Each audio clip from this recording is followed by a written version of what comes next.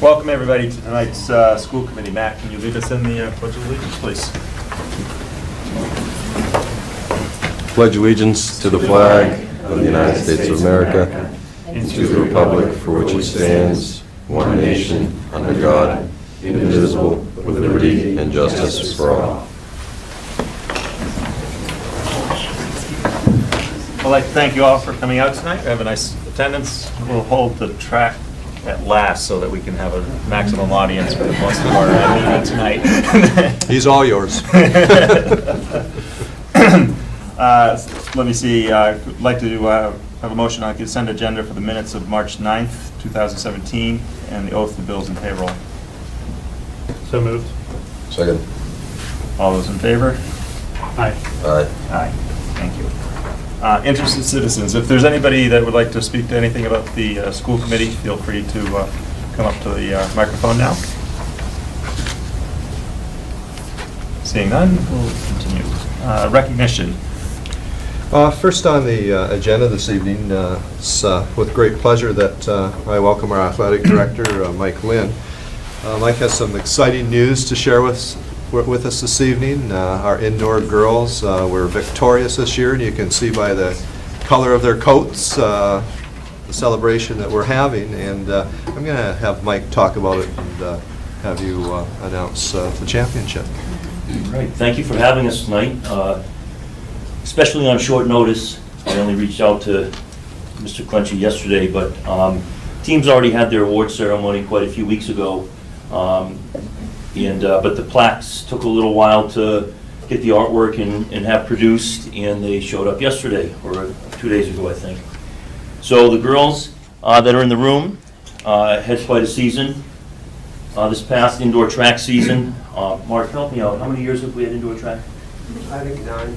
This was our 9th season? I believe so, 8th or 9th. 8th or 9th season. So we're about 8 or 9 years into our indoor track program. They went undefeated in all of their dual meets. They were first at their league meet, they were first at the Central Mass District meet, and they were first at the Division V State Championship meet, and it was quite a year in their second team in LHS history to become state champions. So very soon you'll see the signs that we have entering town in 4 different locations. We'll be adding the girls indoor track. I'm actually having the signs made at this time, so we'll be adding that underneath the signs that we currently have. And the plaques that we will be presenting tonight will commemorate their season. So, anybody has questions for the group? Oh, no, just congratulations. Job well done. Thank you so much.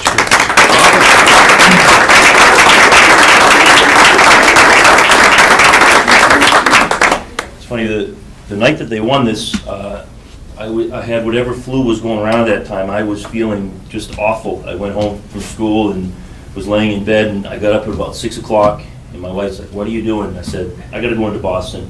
And she's saying, "Are you crazy?" I said, "I think these girls, according to Mark, these girls are going to win a state championship tonight, and I have to be there no matter what it takes." And I got myself in there, and it was worth it because it was an awesome event for them and for the school. We're going to call them up one at a time. And if we can get maybe the school committee to come up in the center ring, so to speak. The girls will come up into here. What else call them? Yeah, The girls so can- they can come up, shake their hand, congratulate them. Okay, Joe Feltus.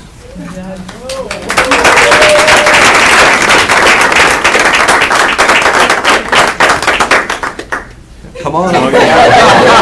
Shake our hand. It's not that bad up here. Congratulations. Grace Formicelli.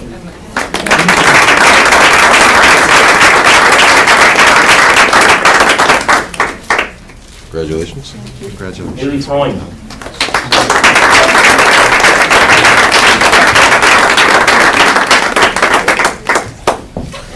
Once we get them all trapped up here, we'll get She runs better than she walks. Congratulations. congratulations. Selena Gibbons. We're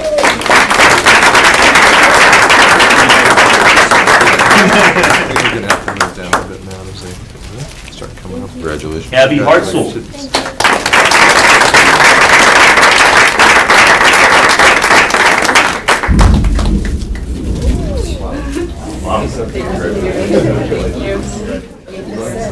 Emma Hartzell.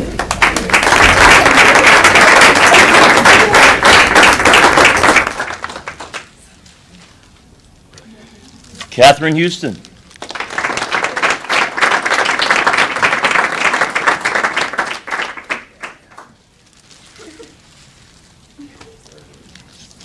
Hannah Jane.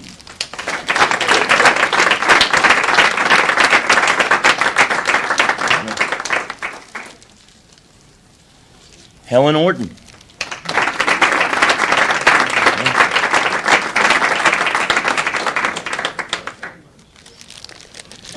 Caitlin Rothman.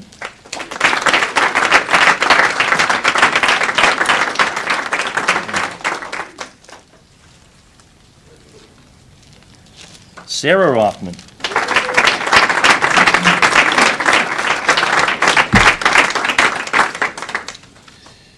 Camille Swazik.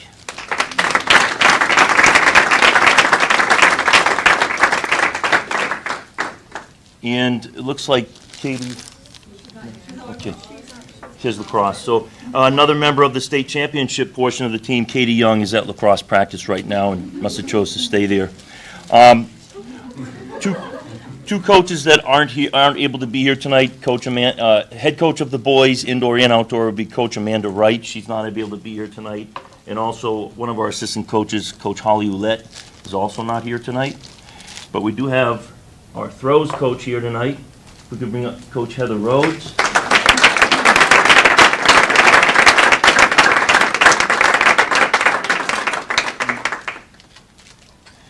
And a guy that many of you know through his work with Rotary and everything else around town, and he's built quite a girls track program and does 3 seasons a year. He does boys and girls cross country, he does girls indoor track, and he's also the head coach of girls outdoor track. So he's like a full-time employee from 2 o'clock to whatever time it takes. Coach Mark Saucier.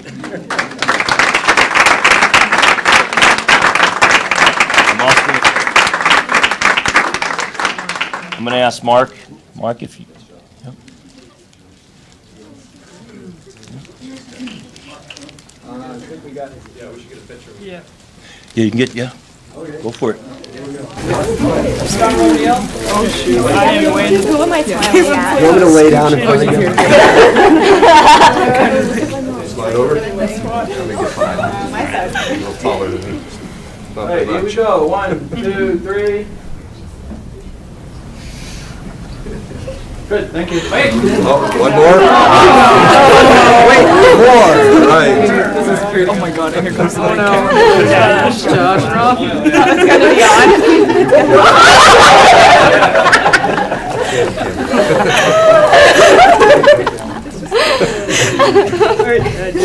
You're done. No, I gotta get my tweets out. I'll send it to you. Yeah, it hurts. I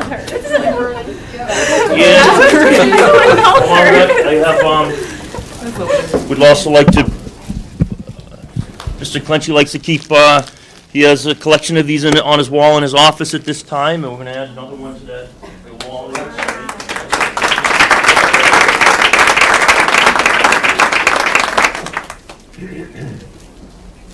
Okay, thanks again for having us, and congratulations once again to this fantastic team, and we're very hopeful that next year we don't know, you know? We'll do it again here. We got quite a team coming back, so. All right.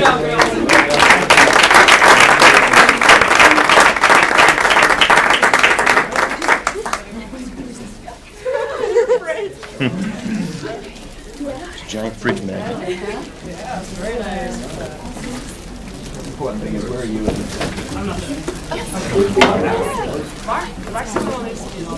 He's the man.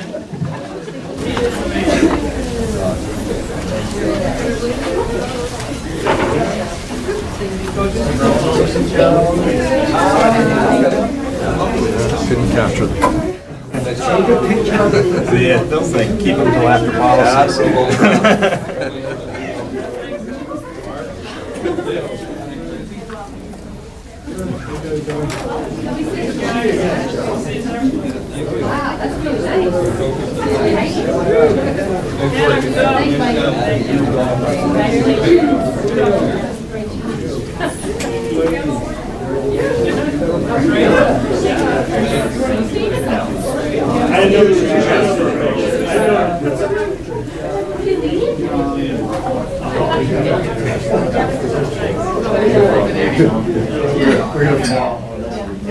Mother was perfect.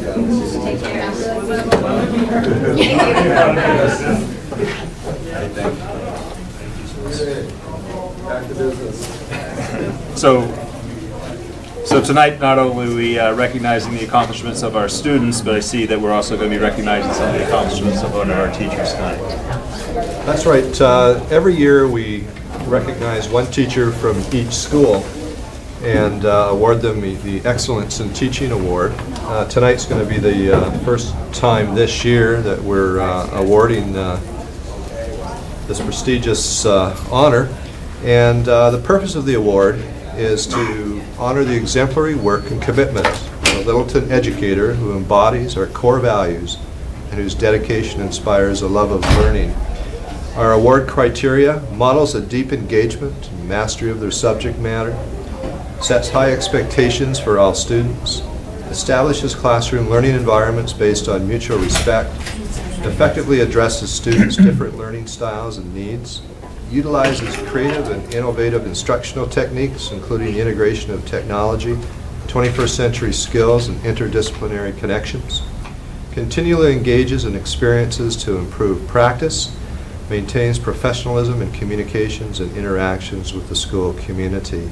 The principal of each school is responsible for selecting the candidate, and the candidate will or award winner, more correctly, will receive a plaque and $500 for classroom materials. So very exciting for us. This is a great evening. We can celebrate students and we can also celebrate staff. So as a superintendent, nothing gives me more pride than to be able to celebrate our district's accomplishments. On that note, I'm going to ask Principal Temple to come up and talk about this year's award winner from the middle school. So I'm going to see if I can read this and get all the way through it. When charged with the responsibility of selecting a teacher to be awarded the Excellence in Teaching Award, I thought about all of the characteristics I look for in an outstanding teacher. Student engagement, organization, classroom management, a variety of teaching techniques, a mastery of the content were a few things that quickly came to mind. I decided to include 8th grade students in helping me to make my decision. When asked who they thought was their best teacher that they had had during their years at Littleton Middle School, their responses were overwhelmingly in favor of one teacher. The student responses included many factors that were important to them. This teacher makes learning really fun. This teacher plans great activities that go along with the concepts we are learning. This teacher is very organized and teaches us how to be organized. This teacher teaches us the material and reviews it so that we learn and understand it. This teacher helps us to make the connections between the concepts that we learn. This teacher is always available to help us. This teacher has high expectations for the students. This teacher encourages all of the students to participate in class. This teacher wants all of the students to do well. This teacher is really fair. Many students identified this particular teacher as the best teacher they had ever had and indicated that they had learned so much from this teacher. In a recent observation, I watched this teacher greet the students at the door, collect permission slips, answer specific questions about the previous night's homework, and begin the current lesson within 2 minutes of the beginning of the class period. It was clear that expectations were established within the classroom as students quickly took their seats, took out their materials, and attended to the review questions projected on the board. Students raised their hands to volunteer to give responses. They entered into class discussion easily, and they were praised for their contributions.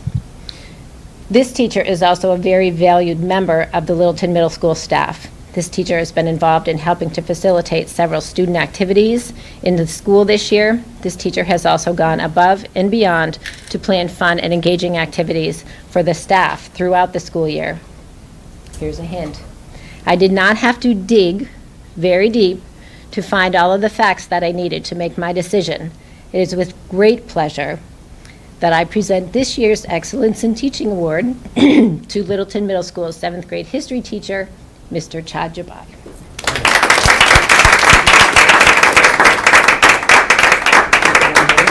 Sure, we'll go ahead. Everybody's in the ring tonight. We're going to get a picture.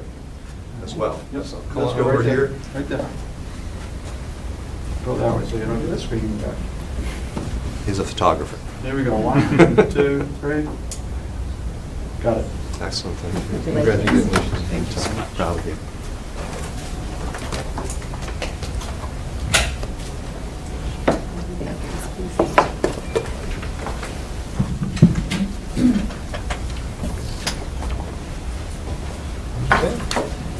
I'm missing Olivia tonight. Olivia usually is the one that talks about some of the exciting things that are happening in our schools, and then I fill in a few areas that she might not have noticed because she's obviously in school all day long. So without Olivia here, I'll pitch it this evening.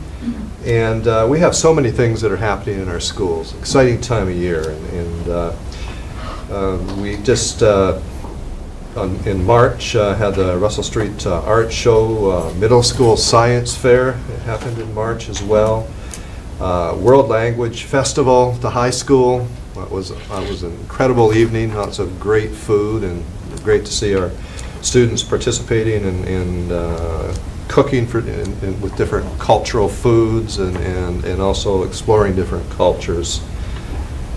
The Penguin Plunge also occurred, a regular event at the high school. Today, this afternoon, we had the Council on Aging spaghetti dinner. We had around 90 people out today. Our band, jazz band performed, and our choir performed for them, and it was a great afternoon to spend some time with some community members. Tonight, we have the Russell Street basket raffle going on. This weekend, the high school musical, Bye Bye Birdie, starting tomorrow night, Saturday night, and a matinee on Sunday. Please, if you have an opportunity to free up some time, our drama productions are terrific. It's a wonderful evening. If you have some time to come out and support the drama club, that would be great. A middle school play is also coming up, May 12th, 13th, and 14th, this year at Charlotte's Web. We conducted Riley interviews, which is an offshoot of Rotary, about 2 weeks ago, and 7 students, I believe, were selected to go to this leadership conference the last week of June. Rotary's been doing this for a number of years, and for me as a superintendent, it's really amazing to watch some of our students go to this conference and come back and then see how they employ their leadership skills during their next year of high school. And it's just unbelievable some of the things that they do and some of the skill sets that they come back with. So an excellent program, and it's really nice to be able to showcase some of our students in a larger venue. Our police department, I'd like to commend them on implementing this year for the first time High Five Friday in 3 of our schools, Shaker Lane, Russell Street, and the middle school. Our staff and students were thrilled to be greeted by the police department. One of the many ways our police department partners with our schools, it's just really nice to see that relationship between the staff, the kids, and the police department. It goes a long way with raising children in our community.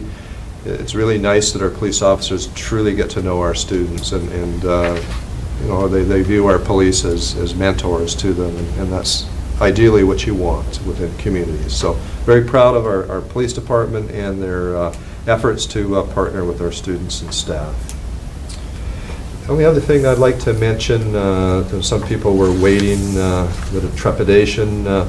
We did finish the Shaker Lane principal search as of 5 o'clock today.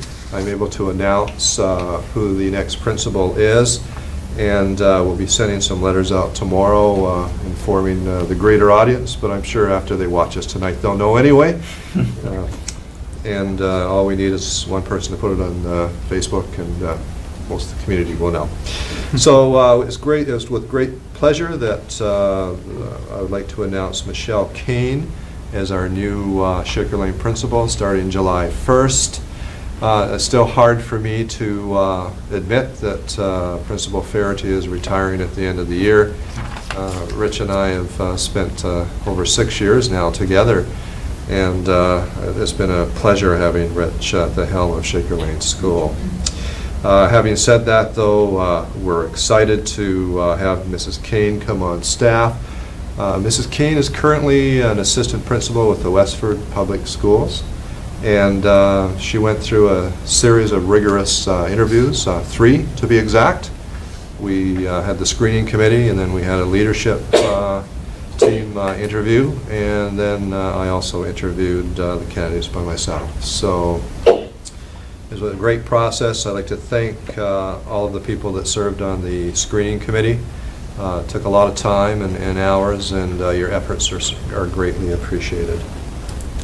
And that's the end of recognition. And then we did slip in under presentation request for an out-of-state field trip by the LHS Robotics Club. And I think we have David Provost here this evening to talk to us about this exciting venture. Thank you. It's always good to be here. And so, the robotics team is thriving. Just to give you a quick update, the team is currently up in Durham, competing in the district championships. We finished the regular season 12th out of 196 teams in New England. We currently have 105 points on the season. Last year it took 120 points to qualify for the World Championships. So it's it's almost certain that we are going to be going to St. Louis on April 26th and through the 29th. And I've said this before, and I will say it again. This is the result of numerous factors. And those factors include a set of forward-thinking town administrators, an equally forward-thinking group of school committee members, and some extremely supportive school administrators. So we just happen to be in the right place at the right time, doing the right things, and our kids are thriving. Okay, we are knocking it out of the park. So with that said, travel to St. Louis is going to be based on using a chartered bus, probably splitting the cost with another team in the area. We're going to have parents and adult chaperones. Costs are going to be, you know, registration fees, transportation, hotel rooms, food. We'll make certain that any families who have a hardship will be covered, and so there won't be any undue burden for these folks. We're going to be engaging in another round of fundraising, in case anyone is interested. But with that said, we are here to ask for permission. The trip will be from April 26th to 29th to St. Louis, Missouri, and there you have the ask. That's excellent. Questions? Questions, Matt? Great, sounds excellent. Okay. Great job. Keep it up. Thank you. Let us know how it goes. Got it.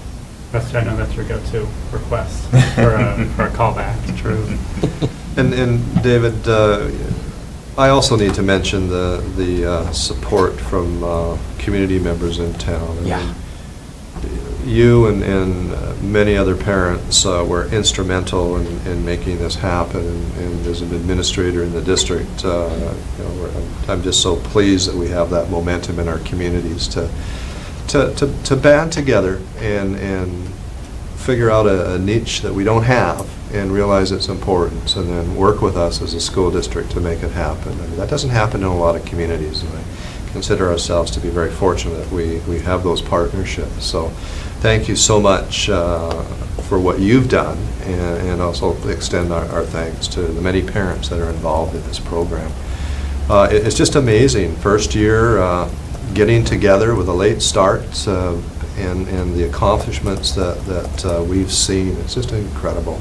And to see our skill sets of our students in this area is just phenomenal. And they are so excited and so passionate about what they're doing. This is a great example of project-based learning, and everybody knows that's a passion of mine. And this is just a great way of introducing that concept to a large group of students. So I believe you have around 30 students now still. Oh, that's fantastic. So thank you so much. And after our recent event win, we picked up a few more. So- Excellent. So That's great. success helps. If I could ask that you or one of your parent representatives perhaps sit down with Principal Harrington just to make sure that you have everything you need before you go, that would be Absolutely. great. How long is the bus ride, do you? I think it's around 18 hours. Yeah, it's a fair distance. It's not on a school bus, though, at least it's a coach. It's a coach. Yeah, not a school bus, it's a coach. Yeah. Seats are a little more comfortable. Yeah. So, It helps if you're a parent.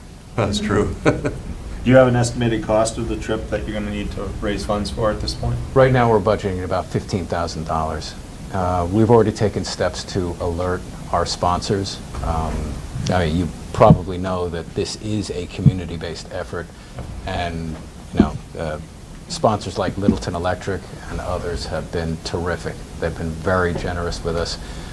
We've already alerted them to this possibility, and they just want to see us complete this current round at the championships. But they're standing by to help, which is amazing. This has been a community effort, and comments are clear here. We as a town have banded together to make this happen. It's remarkable. So, thank you. Thank you. Thank you. So, Need a motion? yes, so could I have a motion for the robotics club for St. Louis trip on the 26th to 29th? So moved. Second. All those in favor? Aye. Thank you very much. All set. Good luck. David? Thank you, good luck. Good luck. It looks like next we have state of the curriculum reports. Yes, and I'll at this time call on Dr. Jamian to introduce our curriculum coordinators for this evening. We've split the presentations into two parts. That way we will be assured of leaving this room tonight at a reasonable time and won't be burning the midnight oil, so to speak. So, Jerry Lynn, I'll turn it over to you at this time. Yes, as the superintendent said, we've split our curriculum presentations over 2 school committee meetings, and I'm pleased to introduce to you 3 of our curriculum coordinators. We will have them come up in the order that they're listed, do the presentation, and then, in following a format that we've had in the past, you could make comments or ask questions after each individual curriculum coordinator makes their presentation. The first presentation will be from Mrs. Meredith Perry. She will be presenting on K-12 health and PE. The second presentation will be made by Mrs. Elizabeth Kelly, the 6 to 12 world language curriculum coordinator, and the third presentation will be made by Mrs. Danica Johnson, the 6 to 12 mathematics curriculum coordinator. So first is Mrs. Perry. All right, you know my routine. Everyone up. Here we go. Some stretches. Here we go. Stand we up. forgot. Get the blood flowing. Come How on. could we forget? That's true. Come on. All right, I won't make you do squats this time. You can Let's join do Oh, that. you're so kind. CrossFit tomorrow morning. Mike I was up mentioned at maybe accepting 4:30 running as this the- morning, so. Good evening. Thank you so much for having me. I know how much that you enjoy seeing me, so this is a pleasure for all. I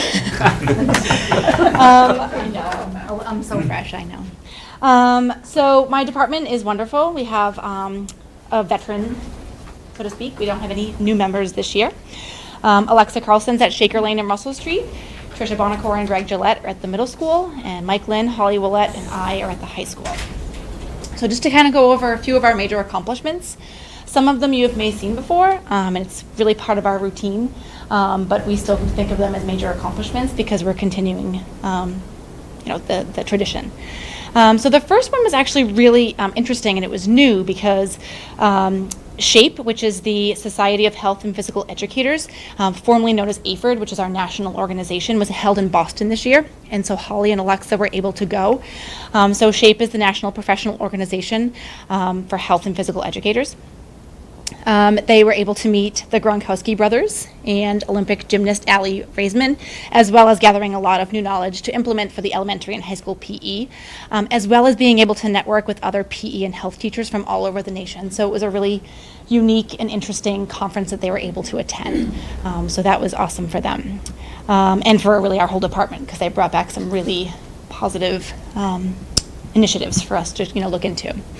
Alive Again happens at the middle school. The students interview residents at the Life Care Center about different music that they enjoy.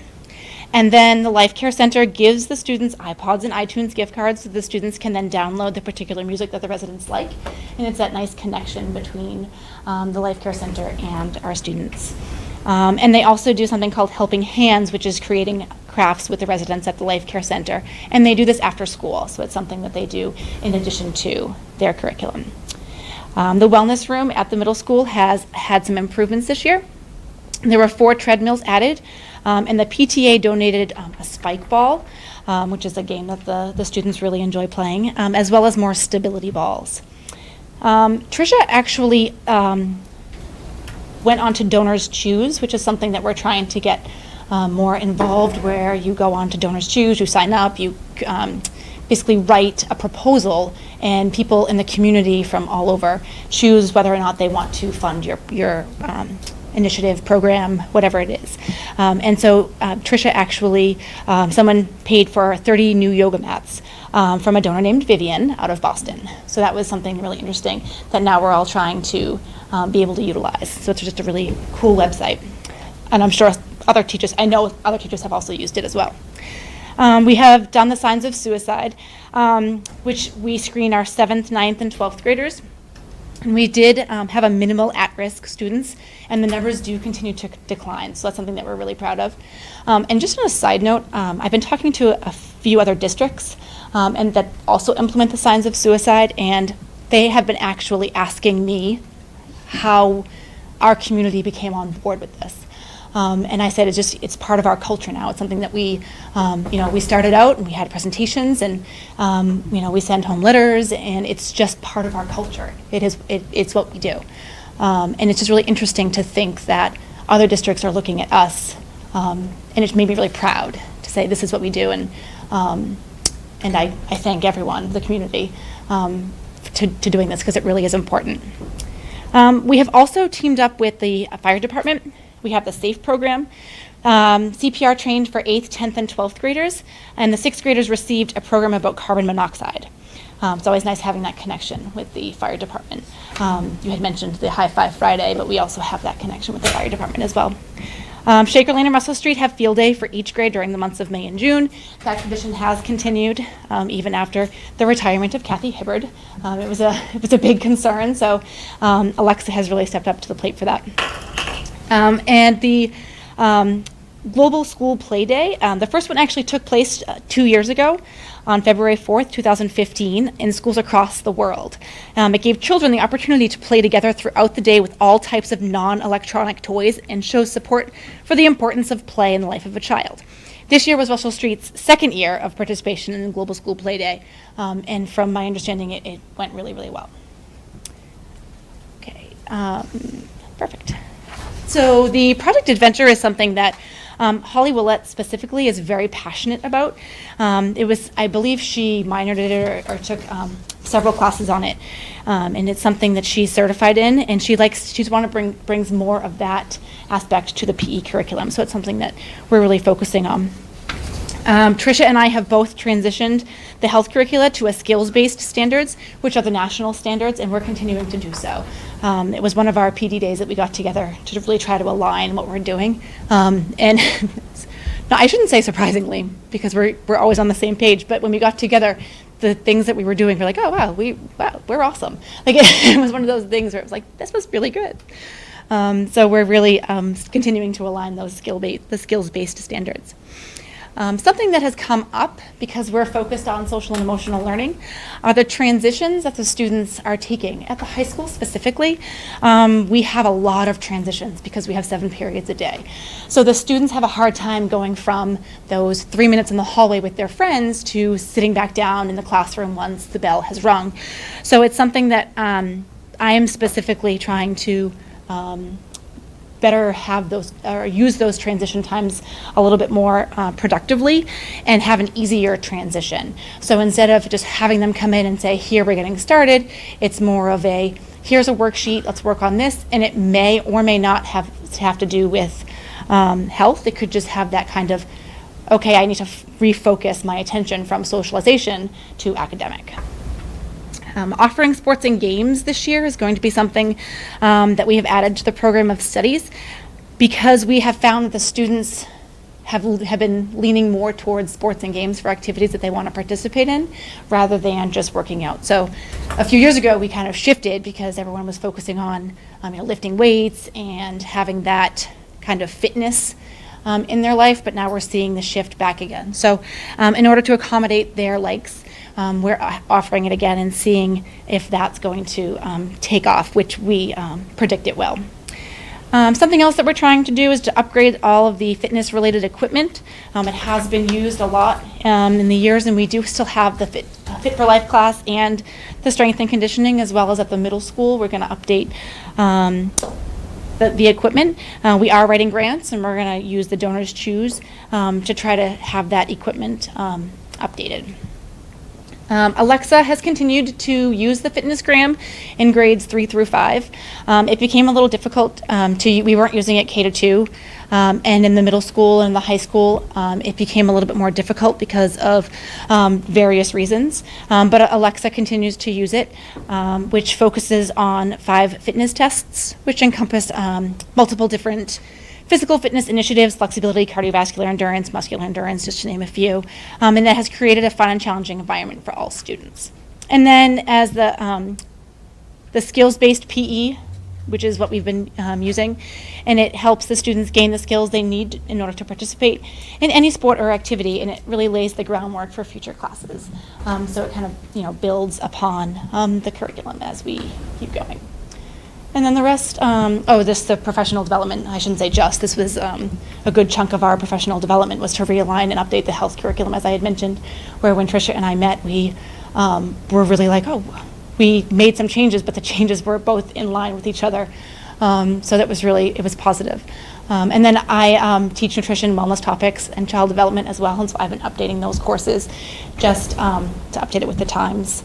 And then PE got together and they updated their curriculum. Again, just kind of making sure that they're still aligning and that they're doing exactly what we think that they're doing. A conference that we went to on the full day PD in November was really wonderful. We were able to meet with PE and health educators across New England. We met at Tewksbury High School, full day of just going to different workshops and talking to different people. I gained so much information from that conference, and I hope that I'll be able to attend it next year. Hopefully it'll fall on the same day. It was a really wonderful experience. I believe Tricia and Greg and Holly and Alexa went to Mayford again this year. It's just our state professional organization. And then, as I had mentioned, SHAPE already, and we have all attended multiple conferences on social and emotional well-being, whether it's mindfulness or something else, just so we can bring that back into our classrooms, which has been helpful as an individual, personally, and professionally. I really enjoyed those conferences as well. And these are just some things that are going on. You can see the yoga mats. Detective Corey in the bottom right did a little drunk driving or effects of alcohol with the students. Life Care Center pictures, pictures of my nutrition class making life-size digestive systems, CPR training, global play day. This is just PE, things happening, field day. I think that's it. That's it. Questions? Alex, any questions? I just think it's a great job that you and your department are doing to stay in tune with the students' needs, with changes happening around the state, in our region, in our community, and then around the country. I was in a meeting last night where I was hearing, just coincidentally, there were parents in Acton who were talking about depression and suicide and anxiety of students in that school district. And I know that's a problem around the state, particularly in recent years, and so that the fact that our numbers are going down is not by accident. That's working against the odds. And I know we've been talking about that for a number of years, but I think every year at least it deserves recognition. So thank you, and through you to your colleagues. It's amazing work that you guys are doing, so keep it up. Thank you. Matt? I concur with Alex. Great job. Everything looks fantastic. I'm thrilled that my kids are going through and getting all these great opportunities. Thank you. No, and I also want to thank you and your staff for the engagement with the students and keeping things current. I think it really keeps them engaged, and that's really the way it becomes effective. Because if they don't engage, it's just words. Absolutely. Thank you very much. Meredith, I don't want to put you on the spot. The alternative PE credit, Yes. do you feel comfortable giving us a kind of a reading on how it's going this year? Or would you rather wait to have somebody else do that? No, I mean, I think it's going okay. I've been finding that students, attempt to, I don't say attempt, but they start to go through the process, and then they realize that they needed another class, so they end up taking PE anyway. And so I haven't seen any of the numbers drop in our PE classes. In fact, I know that some of them are still high. So the students that are athletes want to take PE. So I don't have numbers with me. Of course not. I can bring them back when I come back for the wellness committee if we want. You're always welcome to come back. I can do that. But I haven't seen any drop. Well, that's good, because we had actually predicted that would happen, but Right. when you introduce something new like that, you're not sure. You're treading on new territory, and we really weren't sure what was going to happen. So it's comforting to know that the enrollments stayed as high as they were. I mean, that's what we wanted, so it's good to know. And the purpose of the alternative PE credit was to allow students to take other classes, not to free up a schedule kind of thing. So I think that it's really working out in everyone's favor. Excellent. And last year was pretty stable as well. I believe so. Excellent. Yeah, and from my understanding, there haven't been major concerns. So I'm taking that as a win. Yep. We'll take it as a win. Yeah. Nice. All right, thanks, Meredith. Thank you. Thank you.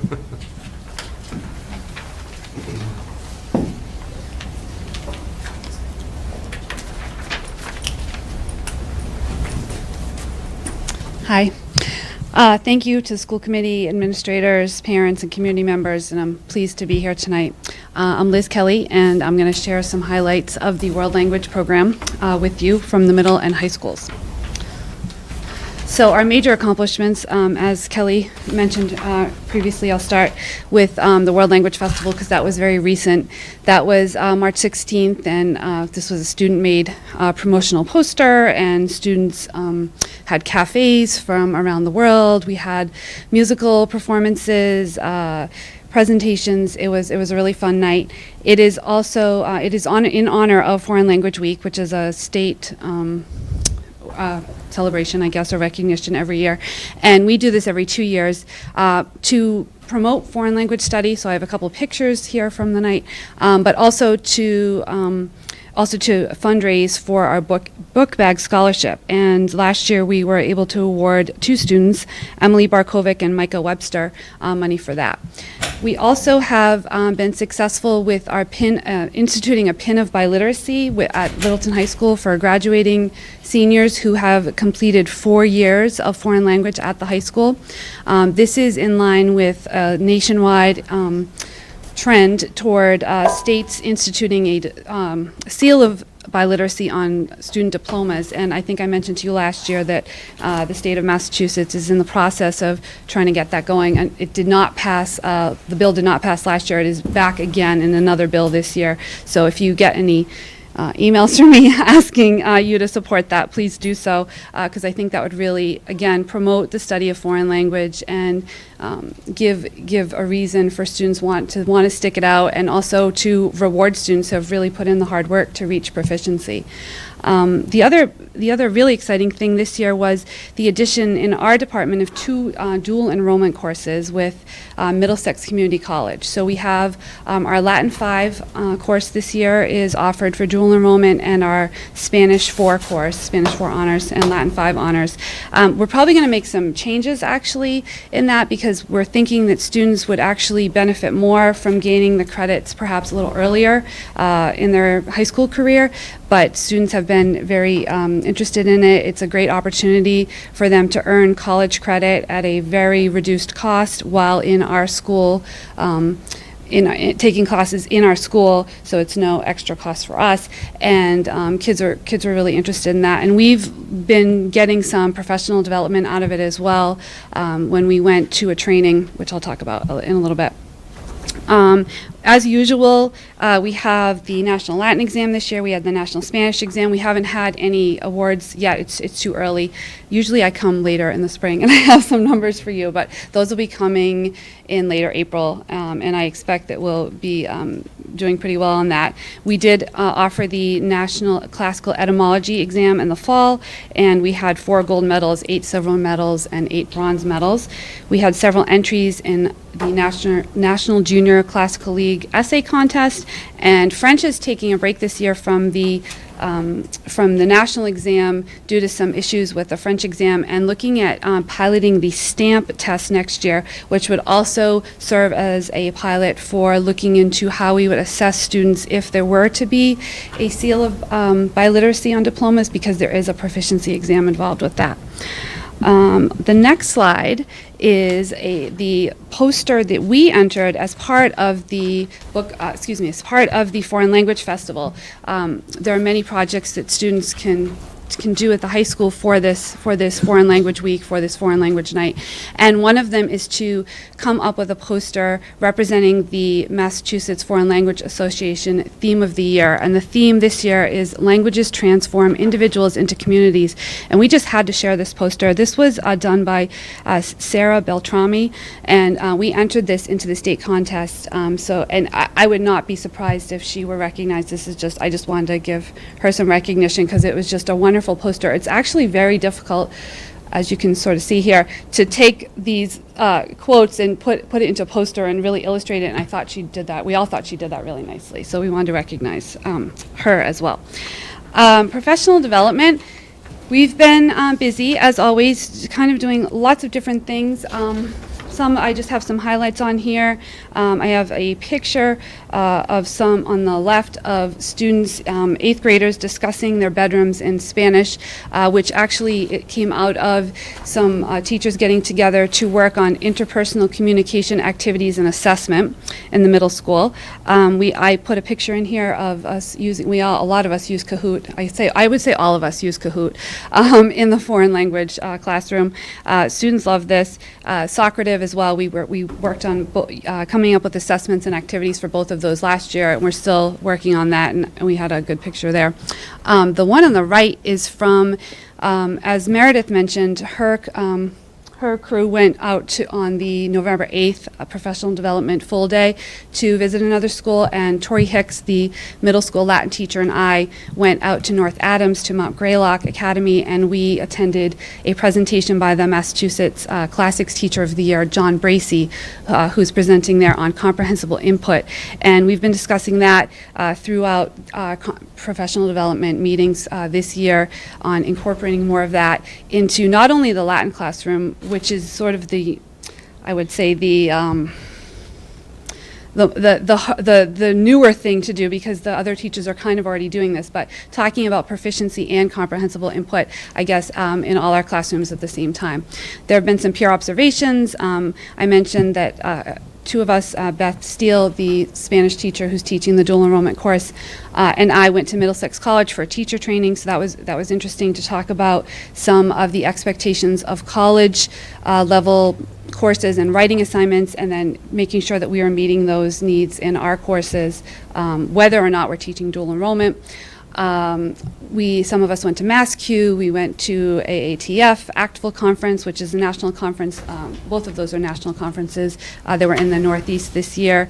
So we've been busy. Graduate courses, I just put a sampling up there for you as well, and I think that's in our professional development. The last bit here is just kind of summarizing our current focus areas in general. We've continued to work on proficiency-based standards as aligned to growth mindset, which is in this image right here. We have come up with a textbook selection next year for the French course, for the French curriculum.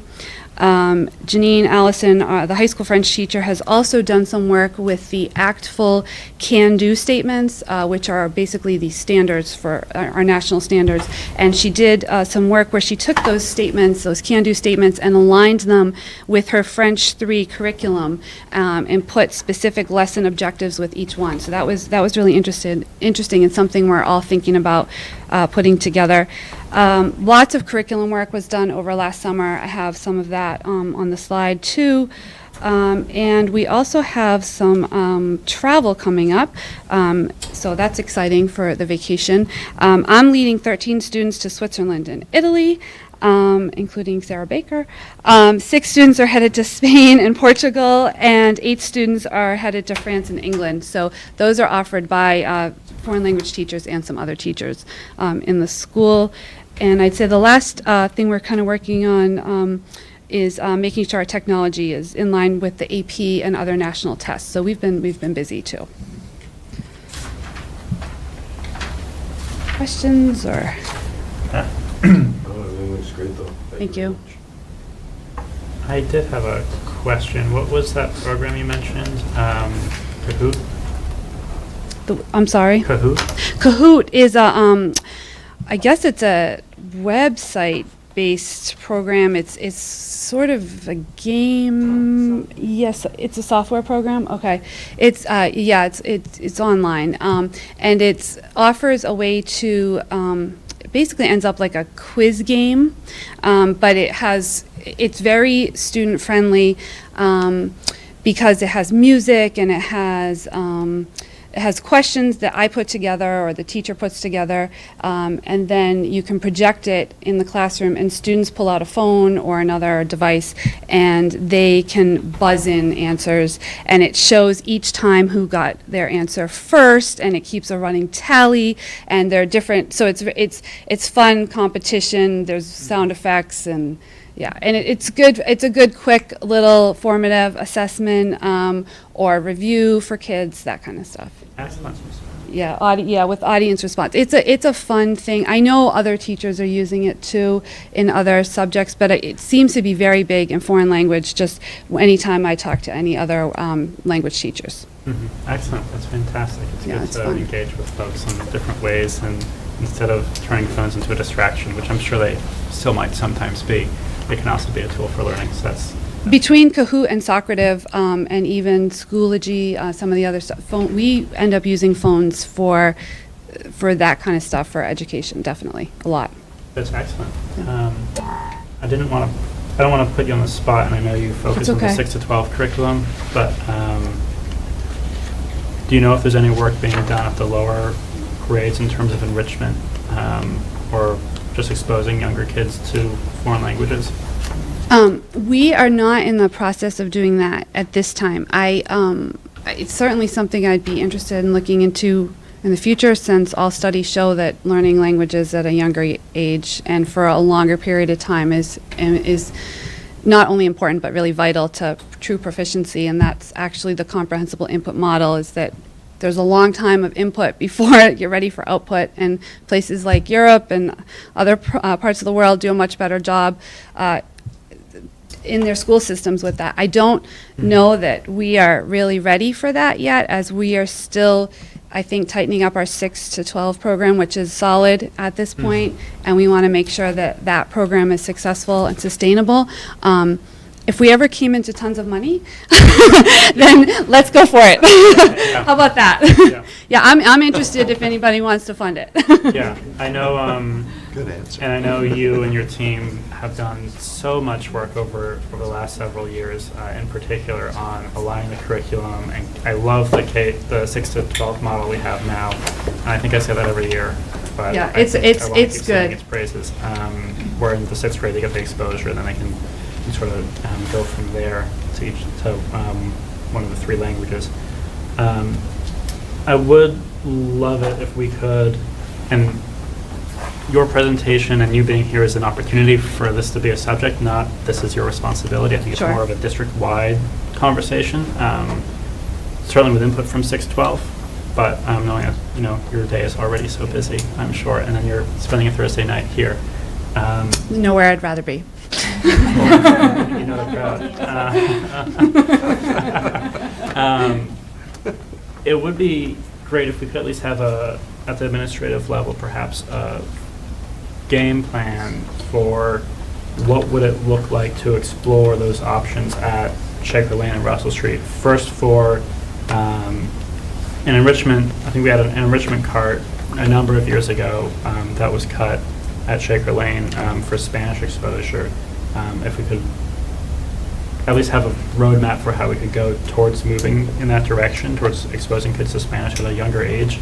And then I know we exist in a region, a state, and a country where we don't do a great job, as you said, of exposing kids to foreign language education at a young age. I think it's tough to do well. I think I think that the schools that do it really well are the schools that use immersion, and that is few. Those are few and far between, and it's a tough road to get there. And the classic American public school model doesn't work. Yes. And that's not a Littleton problem. That's a Massachusetts and a national problem. Doesn't mean we can't try to address it, but there are. I don't want to set expectations, really, really high and us not be able to meet it. That said, I think we can at least at the administrative level have a plan for reintegrating those programs at the early level. Maybe it's not a class they have very often, but every now and again, being able to have a Spanish enrichment cart, I think would be great, especially as more and more of those language skills are going to be vital for kids when they get into the workforce. And we're doing a great job 6 to 12, but as we see nationwide, 6th grade is kind of too late for a lot of kids to really grasp it as easily as possible. That being said, I think that the program we have in 6th grade is probably leagues ahead of the rest of the country and the rest of Massachusetts. That's really early to be giving kids, not really early, but relatively early, to be giving kids that exposure to foreign language, and I think that's excellent. Yeah, we should be proud of work. that, sure. And we have a lot of reasons to be proud.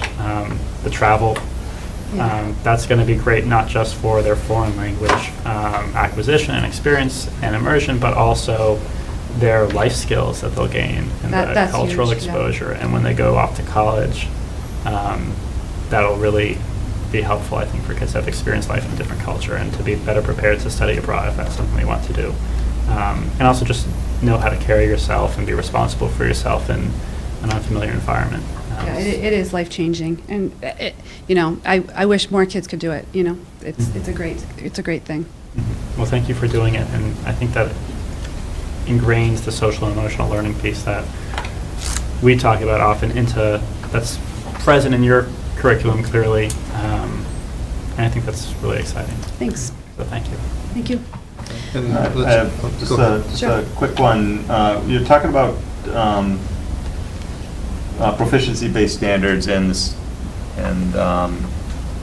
the dual language piece there.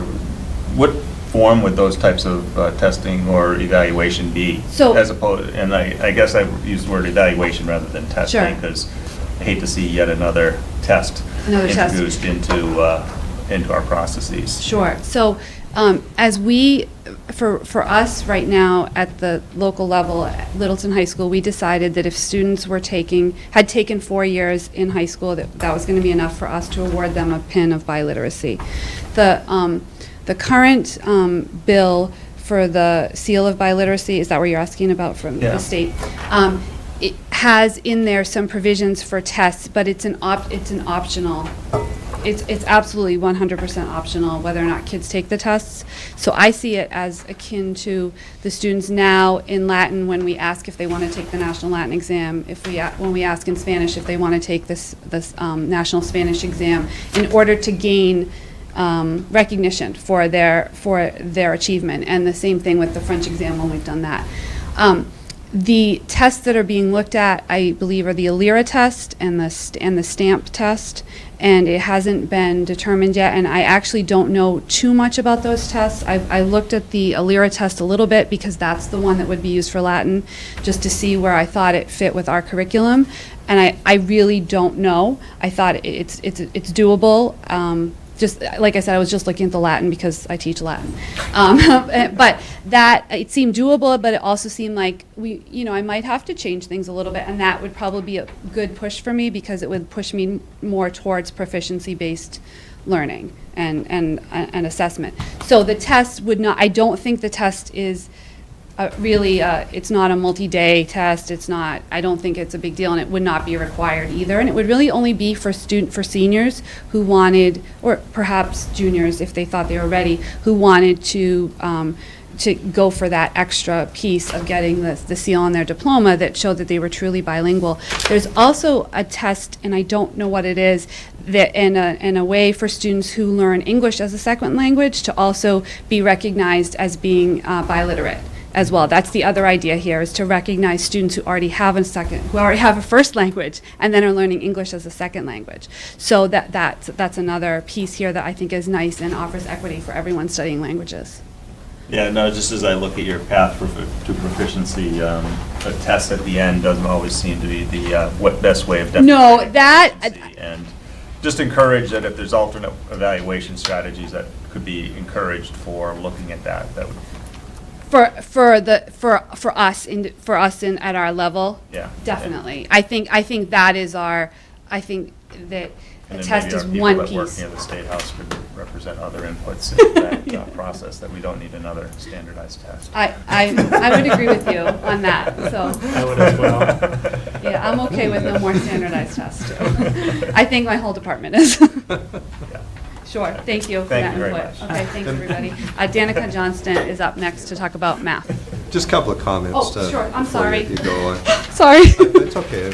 I'm really proud of our world language program, and we, Alex had talked about a lot of great things to consider, and I'm amazed at the proficiency levels that we develop with our program, with the 6 to 12 program. And it's a credit to the teachers and the curricula that you use.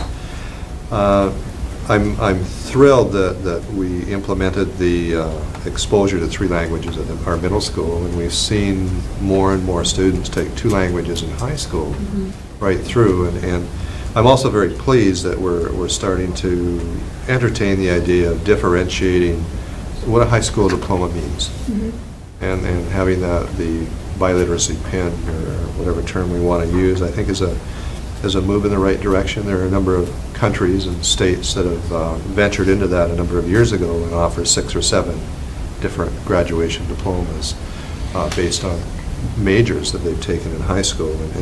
And we do have majors in high school with kids have various interests, and they explore those interests, and they become proficient in those areas. So I commend you on forging ahead in that area.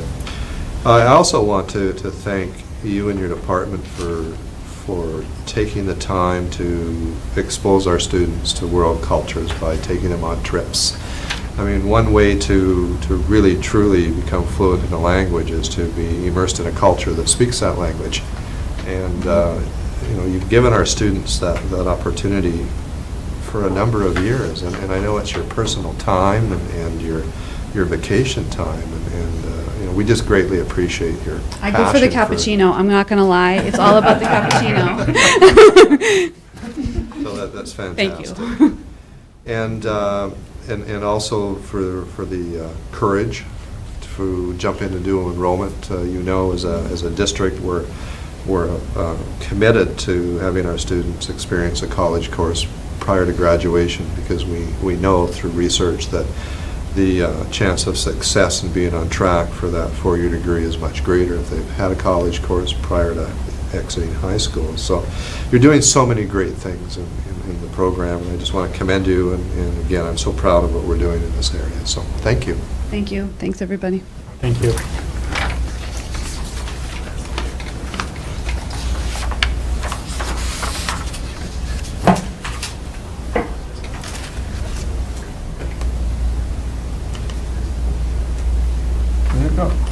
That's not good. I'll find it. Okay, I can start.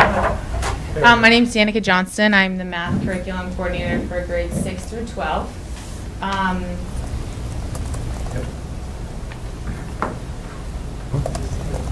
It's acting up. Go ahead, slideshow. Keep talking.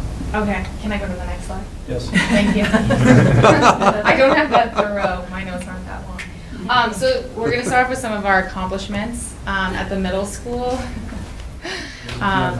They continue to use their math lab, and that's working out really well. Students have access to that throughout the day. They're usually recommended to go to math lab by their math teacher, and that's helped with like any areas of struggle for them. In the 6th grade, they're expanding the problem of the week where they're now working up to 9th and 10th grade style problems. In all grades, including 6th, 7th, and 8th grade, they do skill drills every week, which just basically reinforces topics that they've learned, previously learned topics that they still need to apply, and also a little bit for preparation for the MCAS. They're also utilizing Khan Academy pretty frequently, and they do keep either like a website or some sort of like Schoology to keep their students up to date with what's going on in the class. At the high school, we had a great year in terms of testing. I know everyone loves to talk about testing, but we were really successful in our MCAS and SAT scores and AP scores. For 2016, for our MCAS scores, we had no failures. This is our first year in a very long time that we have had all students pass the exam. We had 3% in the needs improvement category, and 82% of the students were in the advanced category. In terms of our AP scores, we now offer AP Calculus, AP Statistics, and this is our first year offering AP Computer Science.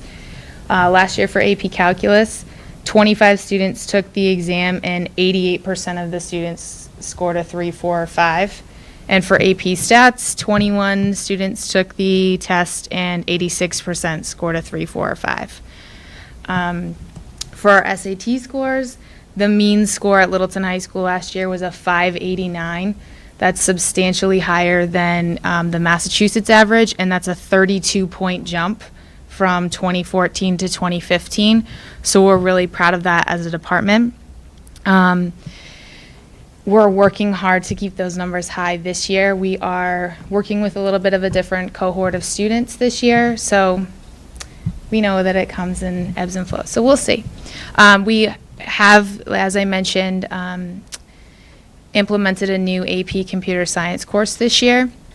And we also work very closely with a math tutor. He's a volunteer gentleman who comes in on Monday and Wednesdays and works with students during their study hall. For our recognitions and awards, we have the New England Math League, where 60 to 80 students participate once a month in this national contest. We submit their scores online, and then individual students can potentially be recognized nationally for their scores. We also took a group of students to the WPI Math Meet this year. They only tell you if you score in the top 10, but we were very close to the top 10, which is a great accomplishment because there's several schools there throughout Massachusetts.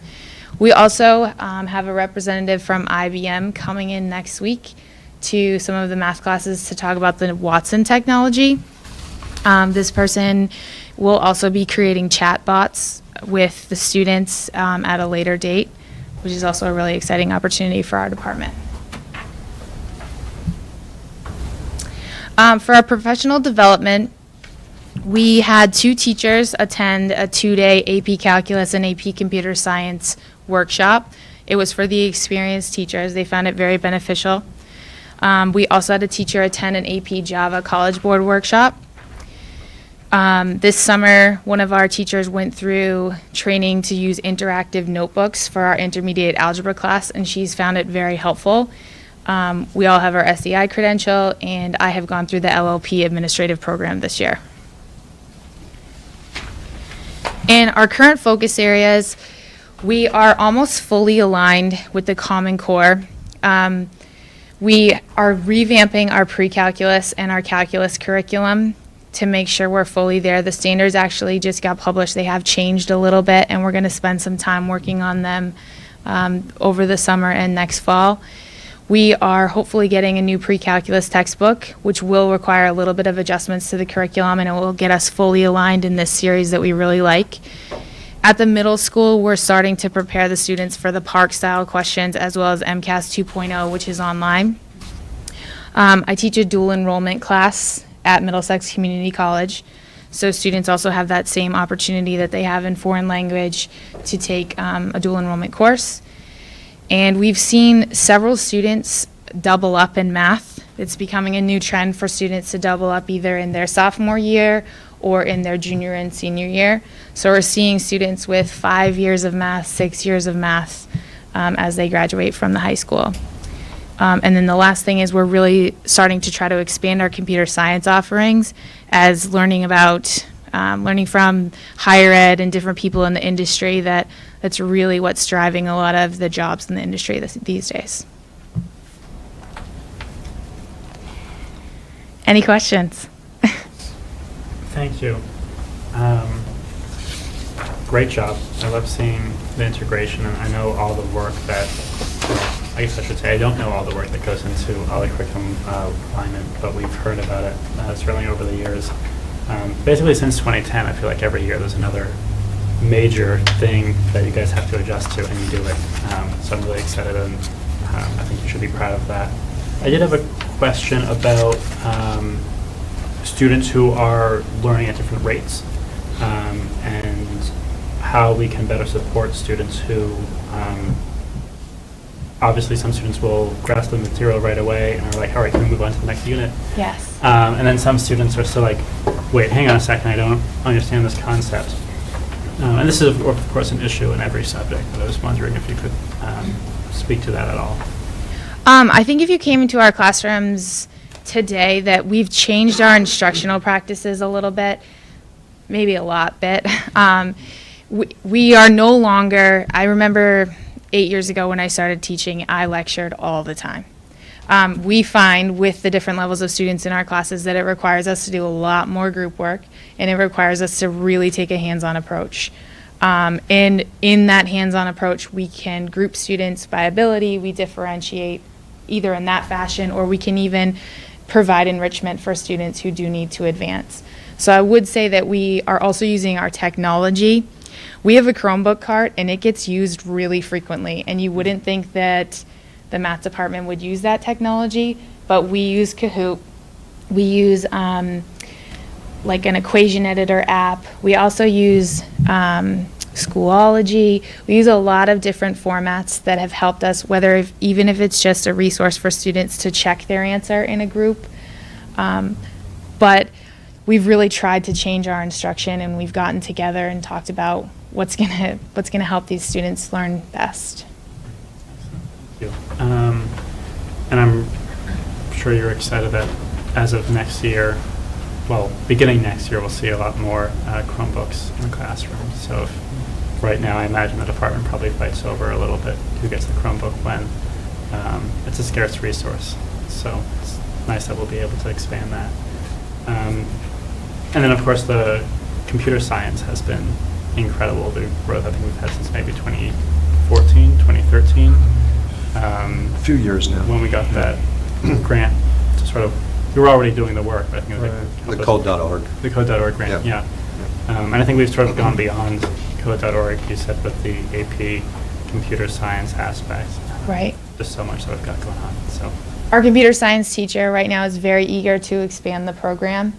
And we are feeling a little bit of the pressure from higher ed and the industry to expand the program as well, because we're really getting a lot of insight that it is a baseline skill that people need some sort of programming to be successful even in a STEM field or any STEM field. Excellent. Thank you. Thanks. Yeah. And, go ahead, I'm sorry. You're doing great work here. My only question was, you said that there's a trend of the students doubling up in math in some years. I'm just curious, what are you seeing? Just because I feel like, math builds upon itself, and I'm just curious, what classes are they often taking at the same time? Simultaneously. We usually see students take Algebra 2 and Geometry simultaneously, because we are kind of contemplating also where geometry should be taught in the curriculum. It's being driven by MCAS right now, Right. because MCAS is taken in 10th grade, and you need to have Algebra and Geometry. But sequentially, they need Algebra 1 and then Algebra 2. So that's why it's fine for them to take those courses at the same time. Then we see a lot of students doubling up in pre-calculus and statistics, or AP calculus, AP statistics, or Algebra 2 and computer science. So we have enough of a diversity in our department that the sequentialness is really from the Algebra 2 pre-calculus, calculus, but offering the statistics and that geometry course, as well as the computer science, allow them to double up. That's what I kind of assumed. I just wanted to make sure. Okay, thank you. One thing that, goes unnoticed at times is the change in teaching staff. And our math department, 6 to 12 in the past 4 years, has had some changes. And when we look at what's happening and the results on standardized tests, et cetera, which is just one measure, it's really comforting to know that we're still flourishing, because we're changing the team. And there are a number of reasons why it's working. First of all, we're hiring right. And secondly, the mentorship program that's been provided by colleagues within the department has allowed us to not skip a beat. And that doesn't happen easily. And I just wanted to point that out, because we have had some pronounced changes, and our marks are still strong. We're getting more and more students that want to take more math courses, which is exactly what we want. Right. So I just want to commend you and the department for doing a terrific job. Thank you. Thank you. So just a couple, because every time Common Core shows up in a chart, I have my obligatory question. Massachusetts standards?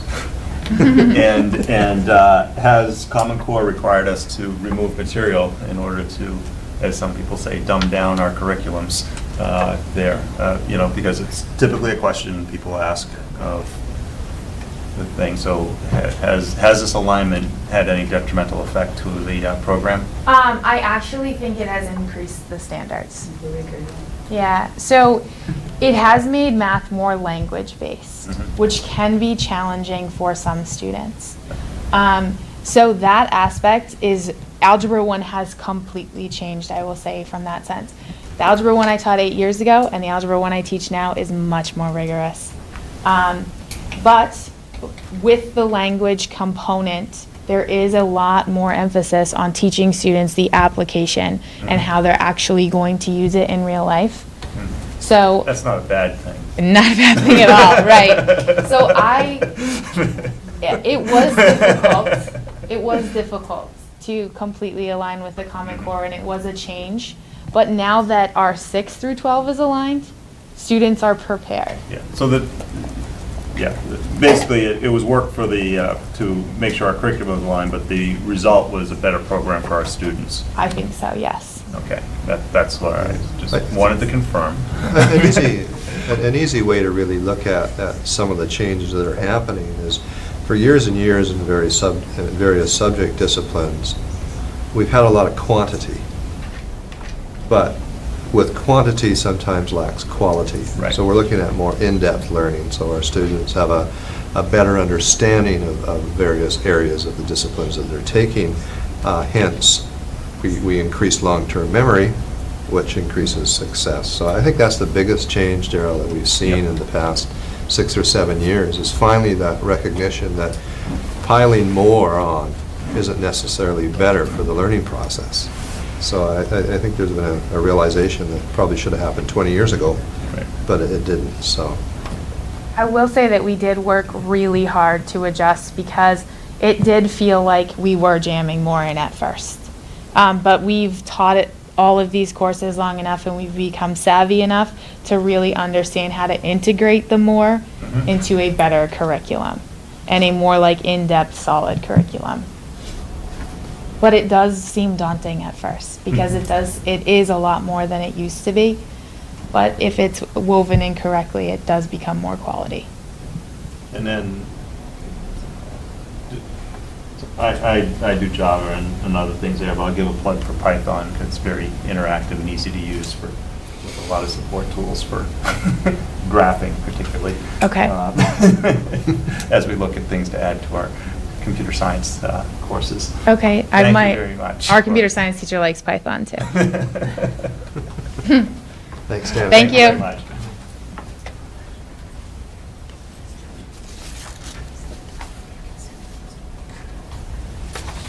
All right, our next presentation this evening, we're actually going to have the first part this evening, and we're going to have some staff come next meeting and talk about what they've been doing as a result of the results of last year's Yarvis presentation.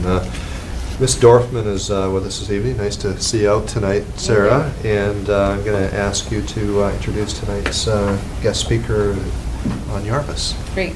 Thank you. And I just want to say it was the past 2 years I've had the pleasure of serving on the YRBS committee.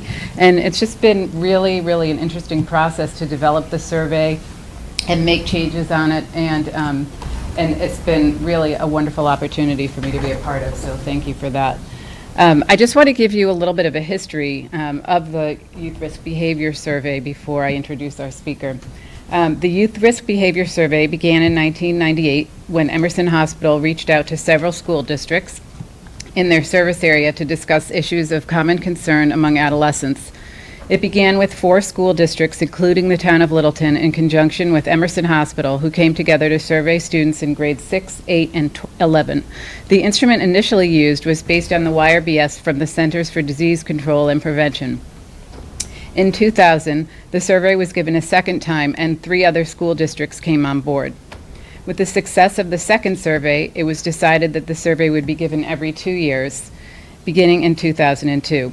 In 2011, 2 more school districts were added, so that today the participating schools include Groton-Dunstable, Harvard, Acton-Boxborough, Maynard, Concord-Carlisle, Westford, Neshoba Regional, and Littleton. Representatives from each of these school districts, as well as Emerson Hospital, worked monthly beginning in 2014 to update and refine the YRBS and the process for its implementation. Maureen McMahon, Littleton High School school psychologist, and I served on that committee and helped to develop the latest version of the YRBS. Tonight we will hear about the findings specific to Littleton. At the April 27th school committee meeting, we will address the concerns, look at what is already in place, and discuss specific recommendations for moving forward. Since the very beginning, Jim Byrne has been an integral part of synthesizing the results of the YRBS and analyzing them so that the school districts can use those results effectively. Last year, Jim retired, and we're fortunate that Emerson Hospital selected Market Street Research in Northampton, Massachusetts, to coordinate the next YRBS. Dr. Elizabeth Denny is the Senior Vice President and co-owner of Market Street Research. She has worked with Jim over the past 2 years to learn how the YRBS has been conducted in the past and is just starting the process for the next YRBS, which will happen in 2018. Elizabeth has worked in marketing and evaluation since 1983, serving as a consultant and research analyst with a specialty in evaluation research for health and human service organizations, schools, and state departments of public health and education. She earned her PhD in sociology from the University of Massachusetts Amherst in 1992. Please join me in welcoming Dr. Elizabeth Denny.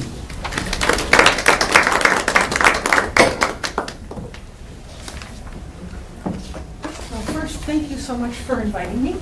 And I'm very impressed. I would have loved to have gone to this high school. There were a lot of things mine didn't have. And I have an apology to tell you.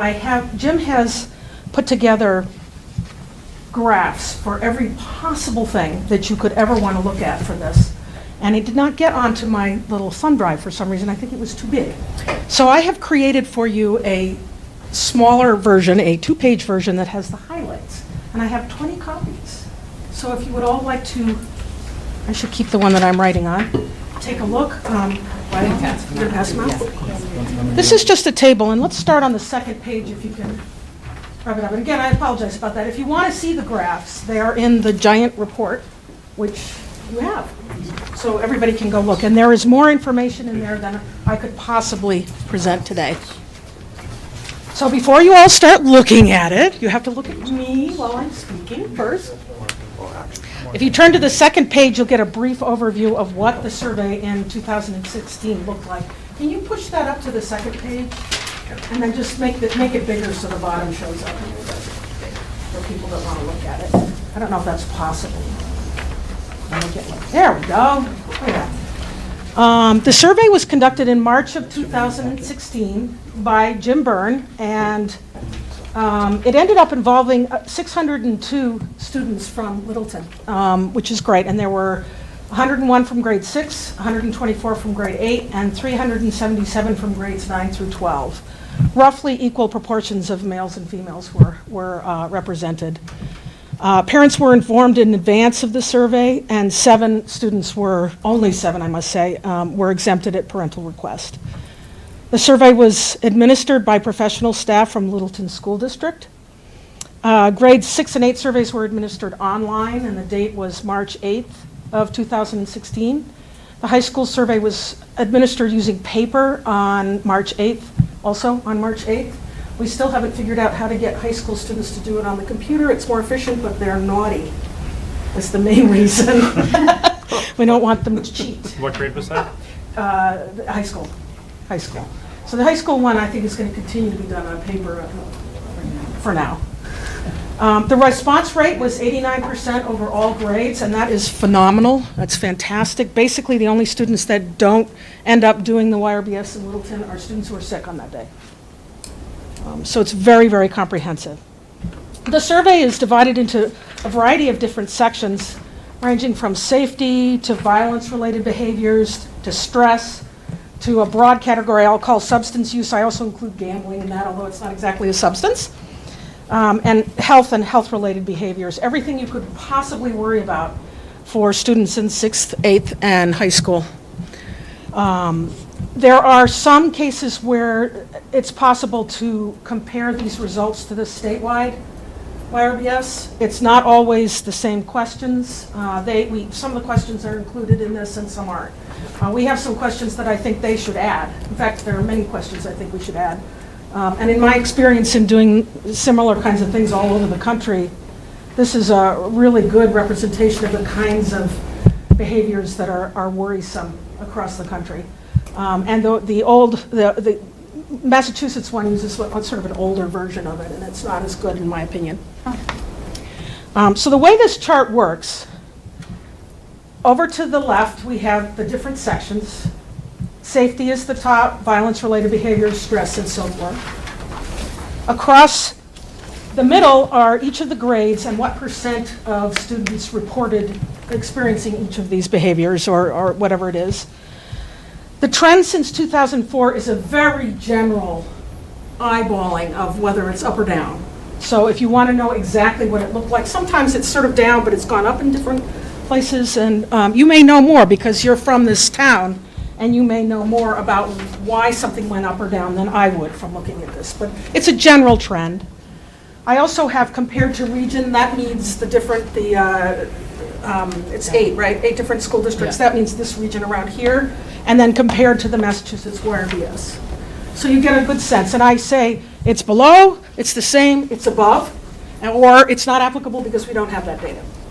So again, very broad, and there's much more detail, for example, by gender and other kinds of information that you can get from the report. So why don't I quick go through and I will highlight, any questions on the methodology first? Yes? What percentage different are you doing with seeing below? That is an eyeball.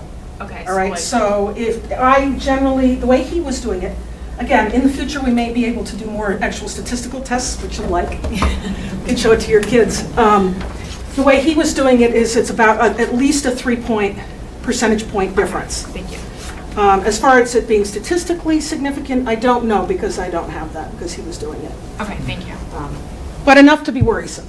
Yes. Enough to be worrisome. Stable means sort of, sometimes it went up and down a little bit, but sort of basically the same. Some questions also, remember, we didn't ask every single year, or we started asking more recently, so you'll see some skips in that. All right, any other questions? I knew the math teacher would ask that. All right, so in terms of safety, except for 12th grade, pretty much only a small proportion of students say they rarely or never wear a seatbelt as a passenger. We didn't ask them whether they were driving in 6th grade, obviously, but that's fairly small. However, 9% and 18% in grade 12 rode with an impaired driver in the past month. That means they were in the car with a driver that was under the influence. 8% said they had experienced cyberbullying in the past 12 months. It seems to be higher in some of the earlier grades than in the later grades. I'm not sure why that is. You may have some more insight into that. 16% said they had sent or received sexually explicit messages or photos, or otherwise known as sexting, which is, all I can say is bad children. Don't do that. Don't do that. And 3% admitted that they had carried a weapon on school property in the previous month. Any questions on safety? I had a quick question. Yes, sure. Regarding the cyberbullying, it shows here that for Littleton it tends to happen at the younger grades rather than the older grades. Is that consistent generally with the region, or is that an anomaly to Littleton? It's actually, compared to the region, that's a little above. But for Littleton, it's a little above the region, and the trend has been up, meaning there's more of it. Is that your question? No, but that's very helpful information anyway. Do other districts also find that there tends to be a disproportionate amount at the younger grades versus the older grades? Yes, Okay. And what I've heard is it's very much a middle school thing. Okay. Starts to sort of Clear up become around less that critical grade, as they yeah. get a little older and more savvy about it. Okay, so I couldn't decide whether carrying a weapon on school property was a safety or a violence issue, so it's in there twice. 8% said they had been bullied in school. 4% said they had experienced dating violence. And 12% said they had injured themselves on purpose. That's pretty consistent across grades, although in other districts in other parts of the country, I've heard that also tends to start in middle school and be more prevalent then and less as you get older, or less likely to admit it as you get older.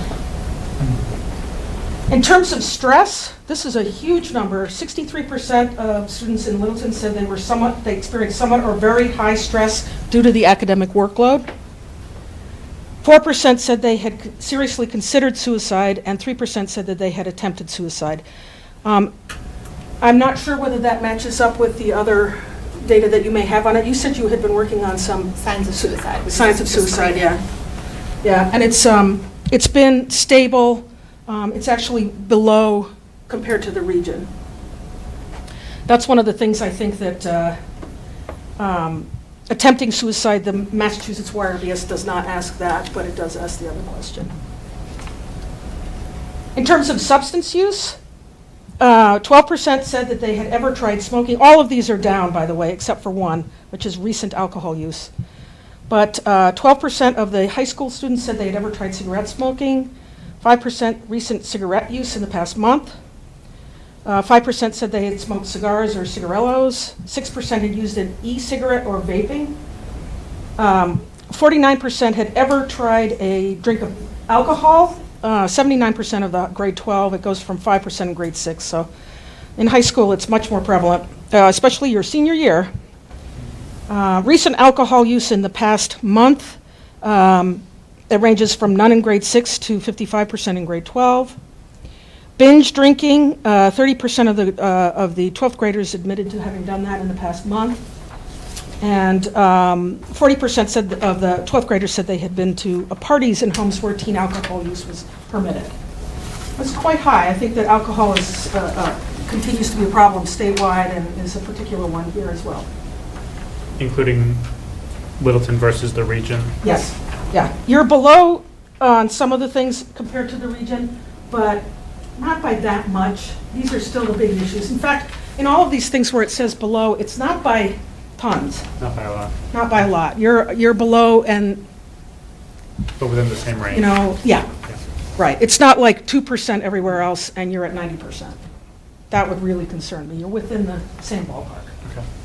Which can be good and bad depending on what we're looking at. Exactly. Of the high schoolers, 21% had ever used marijuana, 13% had used marijuana in the past month. Cocaine use seems to be really pretty low, 4%. These two questions about prescription medications that were not prescribed specifically for you are new, and the state really should be asking this, especially given the opioid crisis and where people are getting opioid medications from. 11% of the high schoolers said they had used prescription meds not prescribed to them, and actually if you go over to the grade 6, 5%. 1 out of 20 had done that. 18% of the grade 8 had tried that. It's less in terms of prescription opiate meds not prescribed for them, but it's still prevalent, and 1% of the grade 6ers. So again, you've got a few kids in 6th grade who are getting into their parents' medicine cabinet and taking the opioids. So Or something to look out for. Or it could be Adderall. Oh, it could be Adderall, it could be anything like that, yeah. Gambling is an addictive activity for some. 22% of the high schoolers said they had done so. That means lottery, Keno, sporting events, racing, anything like that. They admitted to having participated in that, and it's 7% of grade 6, all the way up to 33% in grade 12. Just stop me if you have any other questions, too. I tend to talk kind of fast. In terms of health behaviors, about 40% have ever talked about HIV/AIDS infection with their parents or their family members. 25% of the high schoolers, again, it ranges from, we don't ask the 6th graders, but 3% in grade 8 all the way up to 51% in grade 12 have had sexual intercourse. 4% admitted to having 4 or more sexual partners over their lifetime. 21% said they had recent sexual intercourse. All of these are about the same as regionally, but are quite a bit lower than statewide. The higher the rate of poverty, the more likely you will to see some of these behaviors, especially in the health area. 30% admitted to having oral sex, either given it or received it. Then we get into some other things more to do with your own personal health and the issue of excessive dieting and so on, weight loss. 41% of the high school students admitted to currently trying to lose weight, and that includes also 30% of grade 6. They are concerned about it and are trying currently to lose weight. 6% of the high schoolers admitted that they went without eating for 24 hours or more. 24% said they drank a caffeinated beverage at least once a day in the past week. I certainly have done that. 33%, a third of them, said that they ate breakfast on fewer than 5 days during the previous week. That's actually pretty consistent across except for grade 6. And we have 73% of the high schoolers said that they had vigorous physical activity in the previous week, in the last at least 3 days in the previous week. Now this last question is interesting. It's also one that is not asked in the Massachusetts YRBS, but did you sleep an average of 7 or fewer hours? This time around, we added each school night. So that eliminates the weekend, and boy did it jump.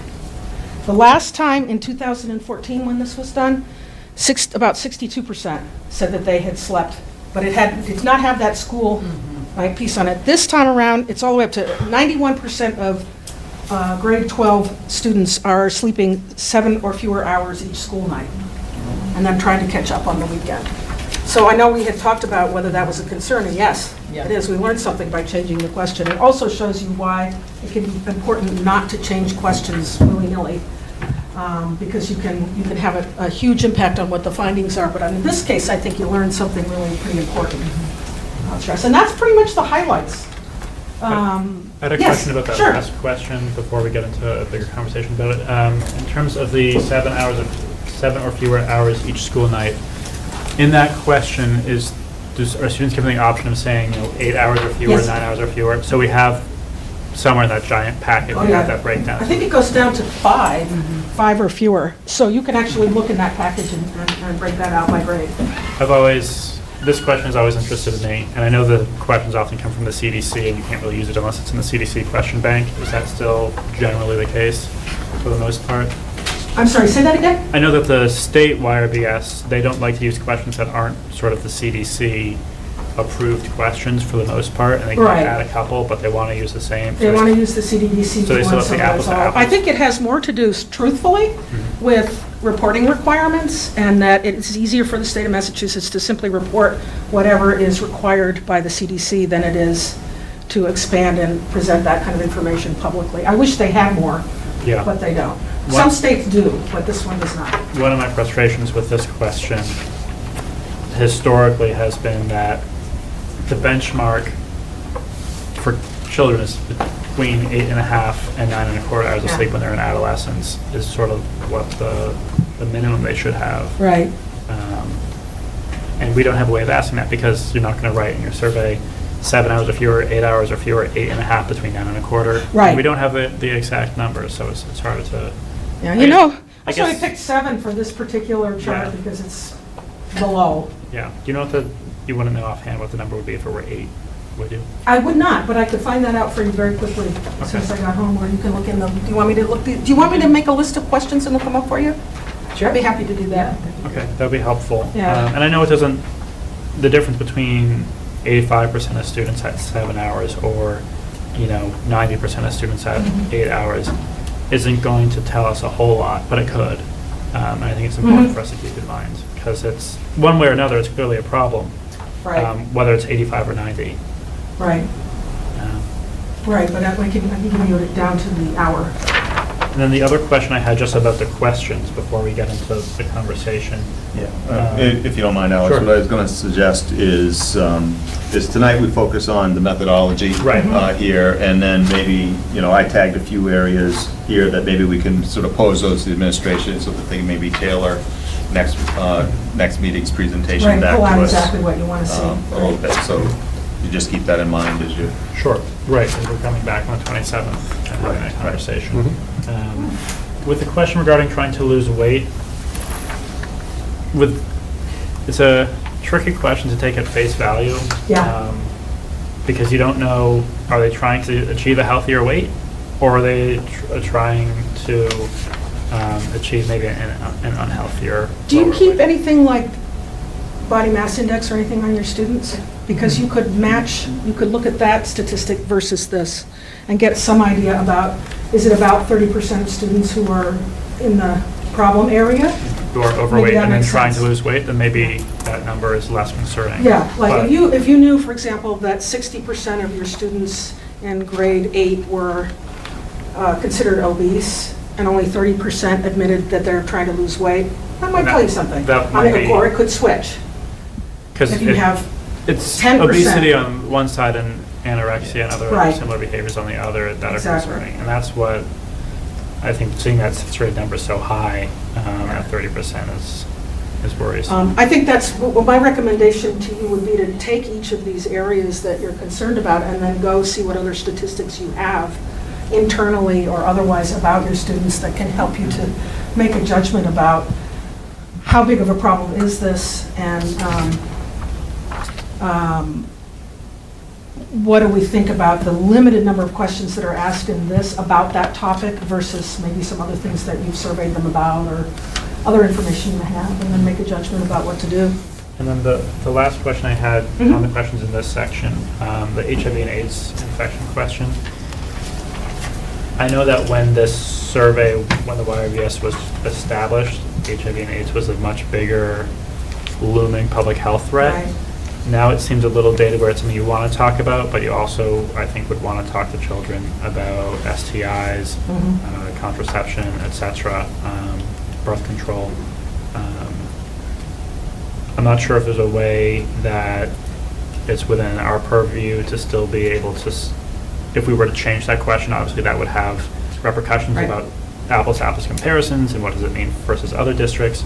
But I do think it's becoming more of a dated question because obviously it's still a concern, but it's not the looming health threat it was in the 80s and 90s when we started talking about this. Exactly.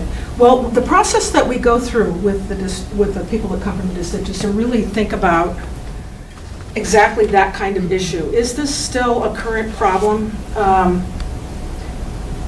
To what extent do we need to track this for some other purpose? I don't know if you have grants that are depending on that data or something like that. I don't know if that's true here or not. It's a key issue in the community, that kind of thing, we might want to keep it. There are limits in terms of how much we can ask. I mean, as you know, you're already way over testing everyone. And this is a little bit like that, although they're more interested in it probably than some topics. Yeah, and I think it also. But there is room for that. I mean, if that is not a key thing, and if you have in place really good systems for dealing with that issue with students, and you feel comfortable with that, you can change it. It's up to the group to decide what to do about that. The group of districts. Right, yeah. exactly. Personally, and I know I'm just one member of one school committee of this larger region, but personally I think I would be more interested in learning our parents speaking to children, our parents and families speaking to children about safe sex in general, and talking about SEIs in general rather than focusing on one.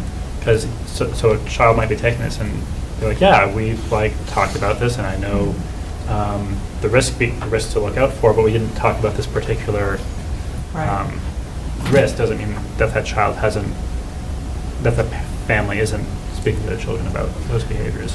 Cool. Well, I will bring that to the group, and we'll talk about it. There may also be, the CDC has some questions. And I know that's one of them. And Massachusetts RBS has some questions, but there are many other organizations surveying adults, youth, kids about all of these issues, and there may be some question that would provide you at least with a comparison to something national or regional that we can find. I'll have to take a look at that. Because I do like how we've been able to, I remember a couple of years ago I went in and looked at the giant book, looking at the sleep issue and some of these health issues as well, and stress. There are a lot of different ways to compare the different states and different communities, and we don't want to lose that because that is valuable, but also we want to make sure we're asking the right questions to get the information that we need to change our services. The only caution I have on some of that, Alex, is we've got to be careful about, there's personal family preferences that are strongly related to that, and we got to be careful of how we would phrase such questions and whether we'd be drawing conclusions that might be based on religious beliefs or other things that may be factoring home discussions. Whether or not, I think we just have to be very sensitive in terms of how we would define such questions. Right, and that's exactly the kind of discussion that we have to go through. I mean, we had a similar discussion about how do you word opiate medications? Do kids know what those are? Do we have a list? There was a list that was put out there. It's very important to make sure that the question is sensitive, like what are you going to do with the results? What are you going to do with this information when you're going down the road, and is it going to become troublesome for you because you asked about a topic that's a hot button that could have been asked in a different way maybe? Then there's also, will 6th through 12th graders understand what you're talking about? Yeah. The other thing to think about too is what kinds of things are coming up. There's always something new that children are trying that they shouldn't. Yeah. And you have the pulse, your fingers on them, as teachers and as administrators of the school and a school district, you know what it is those things are. Parents know what those things are. And making sure that we measure them if they're going to become a problem is a really good idea. So let me know. And just to respond to Daryl's comment, not to place a value judgment on whether or not and what conversations families should be having with kids, but we should generally, I think, asking this question, we're saying we take an interest in where our students are, regardless of a value statement on that question. Families may just question why you're asking that. And I think we have a good answer I think we have to be but very it's careful something and to keep in sensitive mind. in that area. And we do, of course, have the state-required opt-out options for sexual health education, and I believe the youth. Yeah, you got 7 students who did not participate in it for that reason. So. How many? 7. 7, okay. Which is fine. Yeah, that's not a huge number. That's good to know. I've always been amazed at how few people, as long as you are respectful of their need to have their child not participate in something, about how few actually do that. They want to know too. And I think I think our community recognizes that. It's important for us as a community to know that how many of our children are struggling with this. Because as a parent, you might know that your kid is struggling with this, but if it's a bigger issue where 85% of students aren't getting enough sleep, or Right. 30% of sixth graders are trying to lose weight. That says something. Stress. In the survey, I know these aren't all the questions. Do you know if in the survey there are other questions about BMI or trying to lose weight, or whether they feel comfortable at their current weight? I don't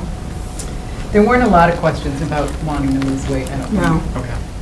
And I don't think we even asked them whether they think they should, which is a question. That's a little different. There are other ways to tease it out.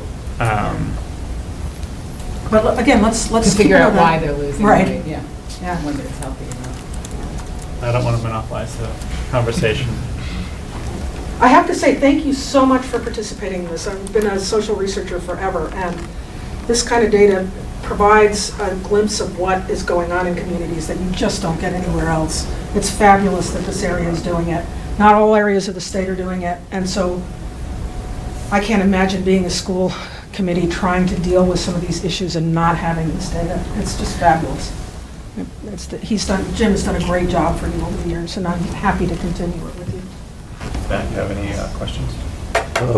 My only question was just on how explicit are the questions as far as, I'm looking at the opiate question for 6. Does it go in and explain to them exactly what an opiate is, or? It gives some examples. Fentanyl, it gives a couple of examples of what they are, including some of the street names of it. That is a difficult issue, and I don't even think the CDC has figured out how to do that, because they're called bazillions of different things. And we also asked them which ones they had tried, I believe. But you got to take that cautiously, because there's not as many students. You end up with just a few students who are representing a large issue, and that can be problematic. Yeah, I just. More on the regional level, you can look and see what the data is for that in the big book. Yeah, no, I think it's extremely useful information. I appreciate you for helping to compile it. Good. And then, Posted on how it goes.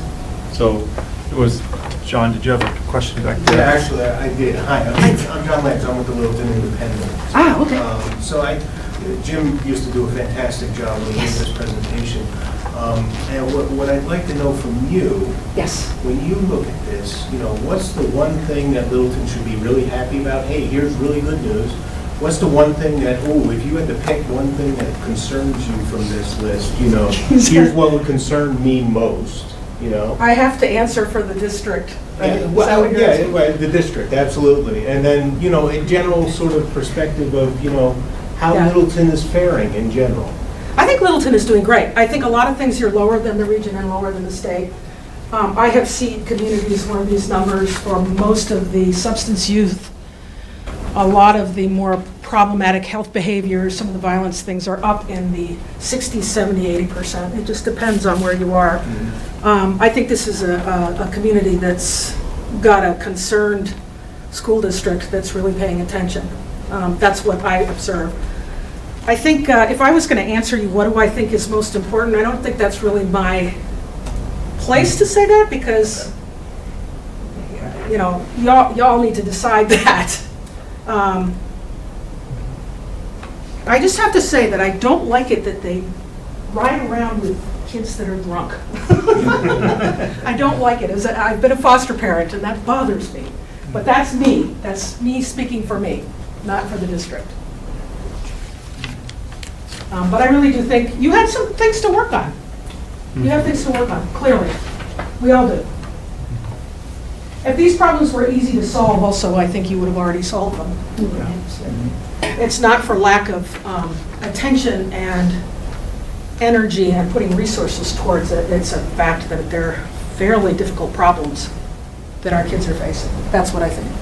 And then, I only had just one comment relative to the things, because I think everything else was covered pretty well. The only one I'm struggling with is on this trying to lose weight. It's so out of context that it's hard to know what kind of conclusions to draw from Take that. a look at your, do you have anything on? We do have BMI. You do? Yeah. And group it together and see what you think. Get just a raw percentage of. Is it for grade 5 on, or? I think it's 1st, 4th, 7th, and 10th. Which is close enough.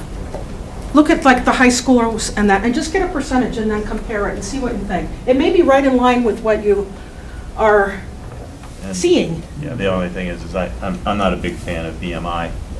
Neither am I.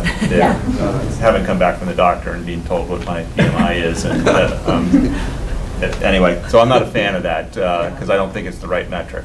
Oh, I don't either. I think that it's one. That's why I also don't want to encourage us drawing conclusions from data Yeah. that I don't fundamentally agree with as being a good measure of where a I student's weight completely is. agree with you. It's one that school districts tend, or schools tend to have. Because I think we're required to but- collect it.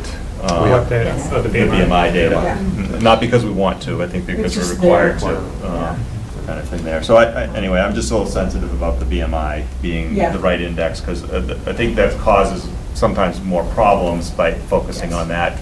I'm talking more just to, Yeah, no, I know.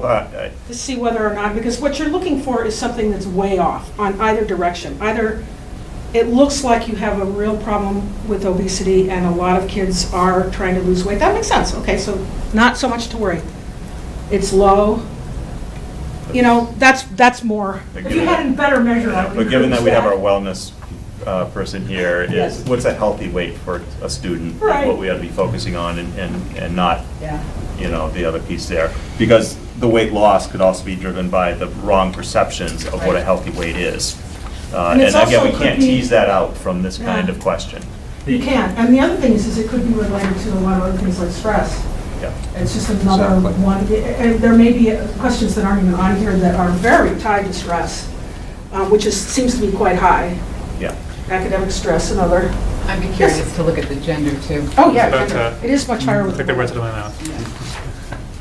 I mean, we have the information, I just don't have it. Because I do remember that there was a big gender divide on a couple of questions, Yeah. and that was one of them. Yep. And that might, it won't give us a complete, full answer, but I think it would give us a little more Okay. depth Cool. into figuring out which direction that question is going. Right, exactly, exactly. I'd like to thank you for your presentation. It was very helpful tonight. Good, I'm glad that Appreciate you, let me you make taking sure that the you've time got all to those come out. copies, right? And I also gave you the, so feel free to print it off and, if you need more copies. That'll be. Do you have a question? Okay, go ahead. I have to come over because I know that TV needs microphones. I have to use the microphone. Oh, yes, okay. Not necessarily a question for you. What am I doing? So Judy Osgood, Pamela Way. So regarding the health and behavior questions, especially around the sex, and I like your comment about the HIV and AIDS and changing the question to be more along the lines of, have you talked to your family about sex in general, or safe sex, or anything like that? Just have that conversation. I'm curious as to know why it's not asked in middle school. And I'll go along the lines with, we just had the conversation about curriculum, and some of the students in my son's grade in middle school are a little bit higher on the evolutionary chain as far as where they are with, what's the term? Certain risk behaviors? No, just as far as how far their body has matured. Maturation. Their maturation, yes, thank you. And it seems like they need some of the talks about their body, if you're going to have them, a lot sooner than what our curriculum currently has them. So I've had the conversations with him, family decision, a lot sooner than what some of the other families have had, but also some of his friends are definitely not there yet. So I'm curious to know, can we ask those questions on this to find out?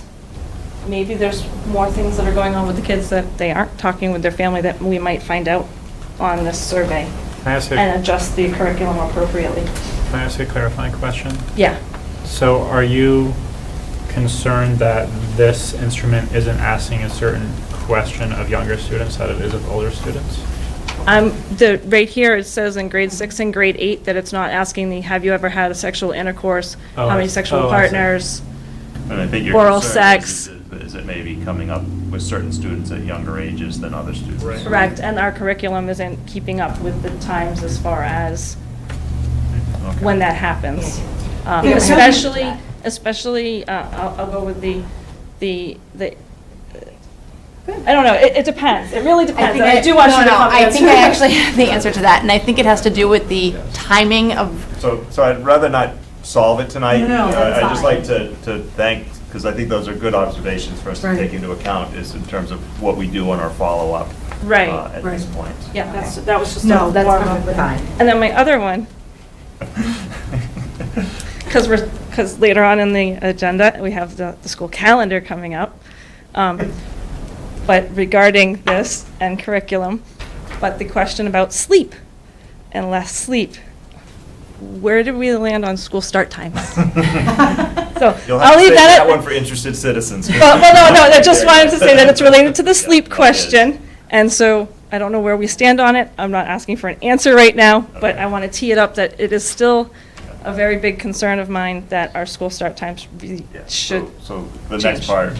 And then I'm going to that's go already away asterisk now. on mine, and I think it's probably asterisk on a couple other people for some follow-up for next meeting. Okay. Fabulous. Thank you, and I will put that down as part of our discussion.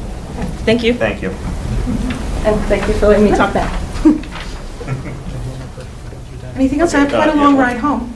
Oh, one more question? Yes. go on. Sorry, I know the road Oh, thing. Carol, go back up here. It's dark and curvy. And So make it short. Yes. I did see a moose on my way here. Well, hopefully you won't see one on the way I have never down. seen a moose, and I saw a moose. Don't hit it. Yes. Right. So I had a question. That away. You meet with a lot of districts, and I have a lot of these conversations with them. Years, yes. At our next meeting later this month, we'll talk more about what this means and what our concerns are and how we feel we can address them to whatever degree we feel we can. Is there a resource or best practices or efforts done in other districts that you might be able to, between now and I think 3 weeks from today, send over to our administrator? If you have. In terms of how people use this information? In terms of best practices, so think of us to keep with the medical conversation. Let's say, this is a doctor's appointment with the district, right? And we're finding out where we're healthy and where we need to do some work. What are the next steps for us as a district? Obviously, I will take a look, yeah. Obviously, our administrators and our staff probably have some idea, but if you have any ideas working with other districts of what those might be, that might be helpful for us. I will take a look, yeah. One thing is just to take it seriously. There's nothing worse than doing surveys like this and letting them sit there and not addressing it. I think if you should take a look, right off the bat, I would recommend that you take a look at all of these issues and say, and put them into piles. This is something we know about and we can't do anything about for A, B, and C reasons. So we're going to shelve it this year, next year. This is the pile of things we absolutely must deal with, and we're going to go ahead on right now. And these are some things that are complex and we need more information about, and so on. So a lot of districts will do that. They'll chunk them out into topics that are of interest. And the other thing is the community may have different ideas about what's critical than you do. So you need to figure out what to do about that. That's more of a personal problem for us. Parents may think this is appalling or not. Depends on a lot of different things. I've seen different reactions in different ways, but being responsive to your community and also being responsive to the results of this is we owe these kids, because they have given us this information, we owe it to them to do something with it. So I would say that's my most strong recommendation, is do something with it. Thank you, Dr. Denny. Thank you. Thank you. Thank you. We'll see you very soon. Okay, good.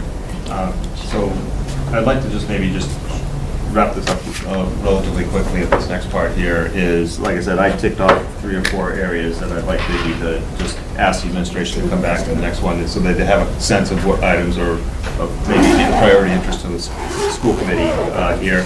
Not to limit your analysis to these topics here, Right. but maybe so that you won't have to do yet another follow-up based on the next meeting. Thank you.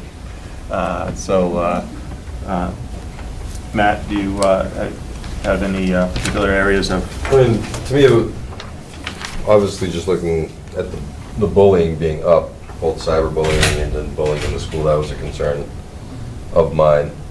So I definitely would like to have some more discussion on that next week.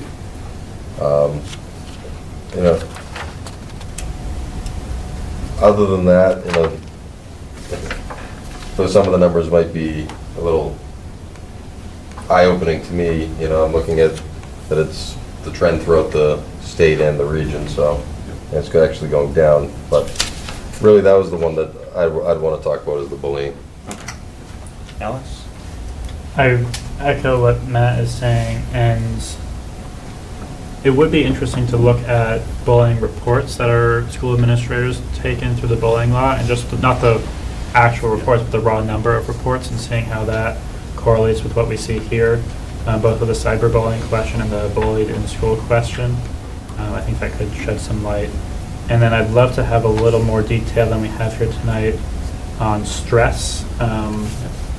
And if there is a question, I know there's the academic workload question. I think there's also a depression or an anxiety question or a stress question that's not based on academic workload.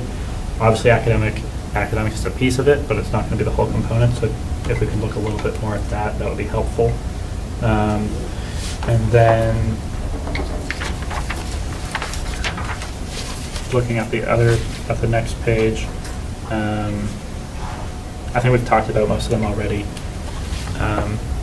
And I know, Mrs. Perry, that you were going to say something about our curriculum earlier, and so if we could have that discussion at the next meeting too. If you want to come back. You said you love being here, so I think we'd love to have you. Oh, and then the slept average of 7 or fewer hours of sleep each night.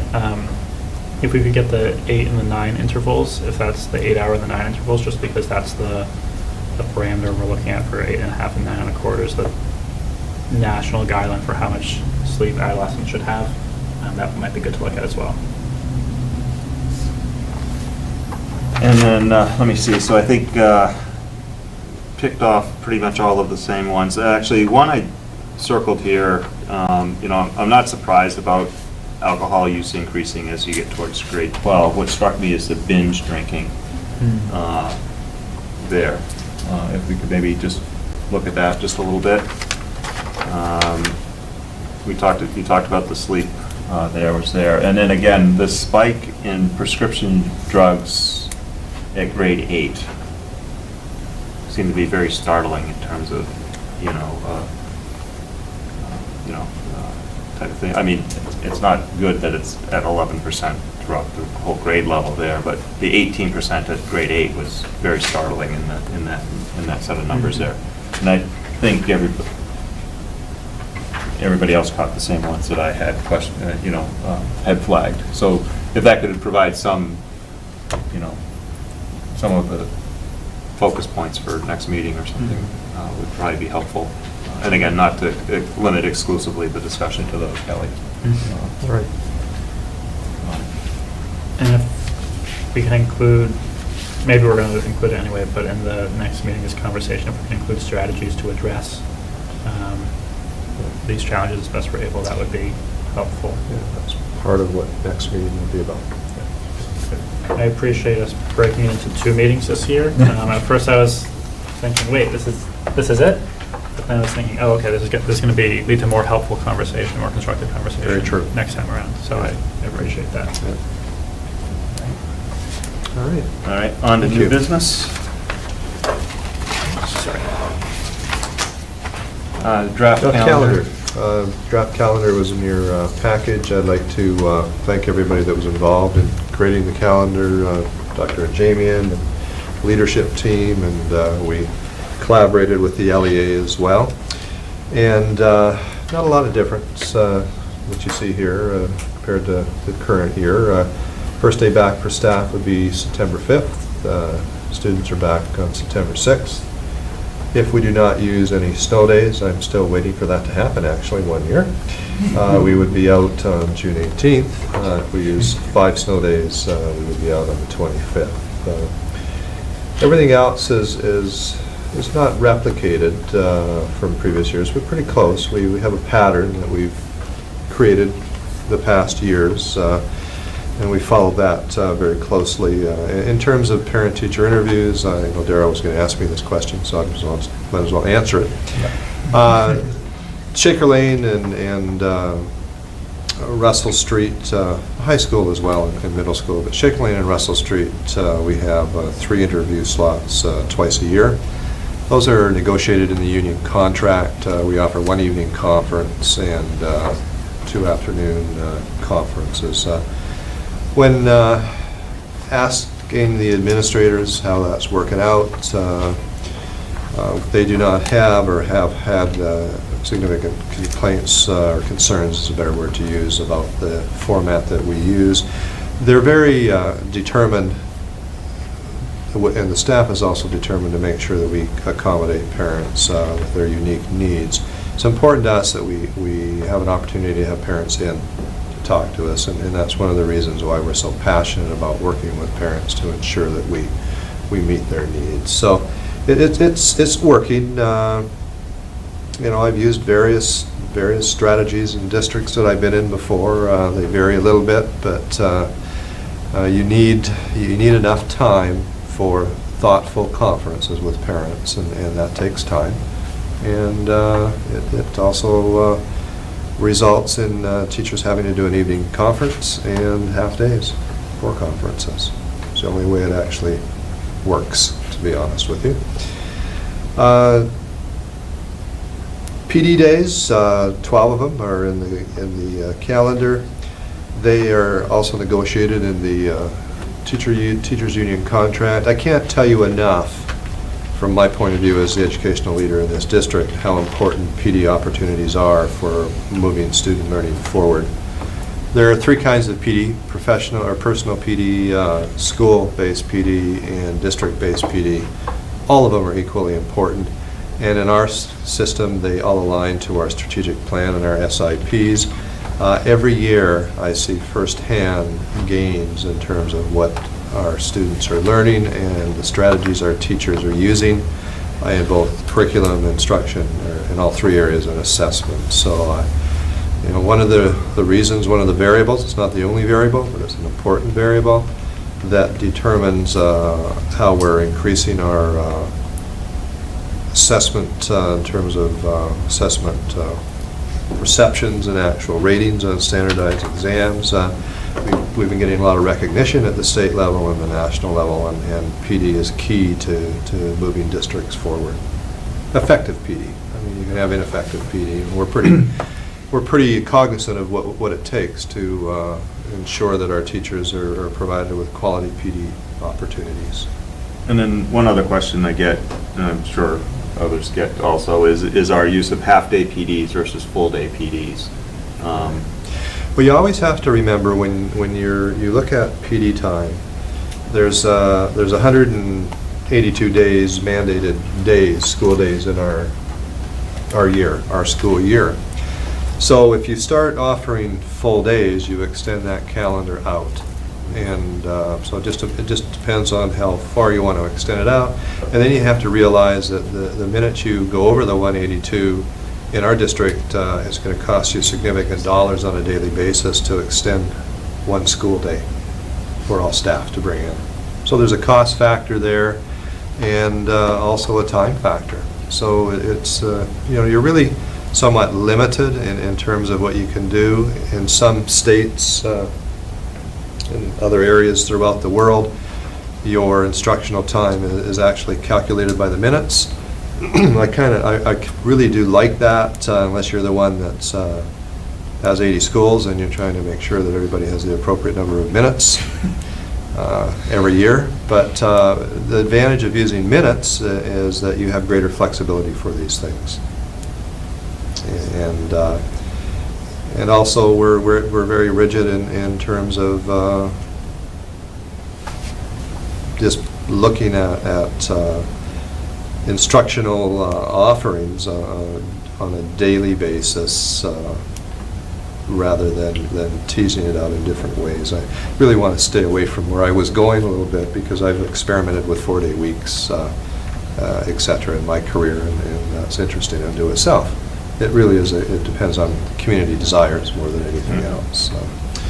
So I recommend, obviously, the calendar that we have before you this evening. It's a calendar that replicates what's worked in the past. One thing I didn't mention that's worthy of mentioning, I was able to move forward next year with something I think is very important, and that's having our teachers get together with teachers in other districts. That was a dream of mine, and a number of years ago, I created a multi-district professional development day where we used our superstars, and I had over 2,000 teachers come together. And it was very, very effective. It's still going to this day. That's what you call sustainable change. And I really want us to move more in that direction. We've tried. Unfortunately, we've had a number of curriculum directors of curriculum leave the region, and we have new people coming in. But I have a commitment next year from Harvard and Air Shirley for that PD day in November and one other half day. And we're going to get our curriculum directors together and our technology team together and take a look at commonalities in terms of topic offerings. And then we're looking at opportunities for some of our specialty staff, phys ed staff, for example, to be able to maybe get together with a broader group rather than those two other districts. So I feel good about where we're heading with PD. One of the best things you can do is create opportunities for our teachers to develop relationships with other teachers in their subject disciplines. That's one of the best kinds of PD that you can offer your staff. So.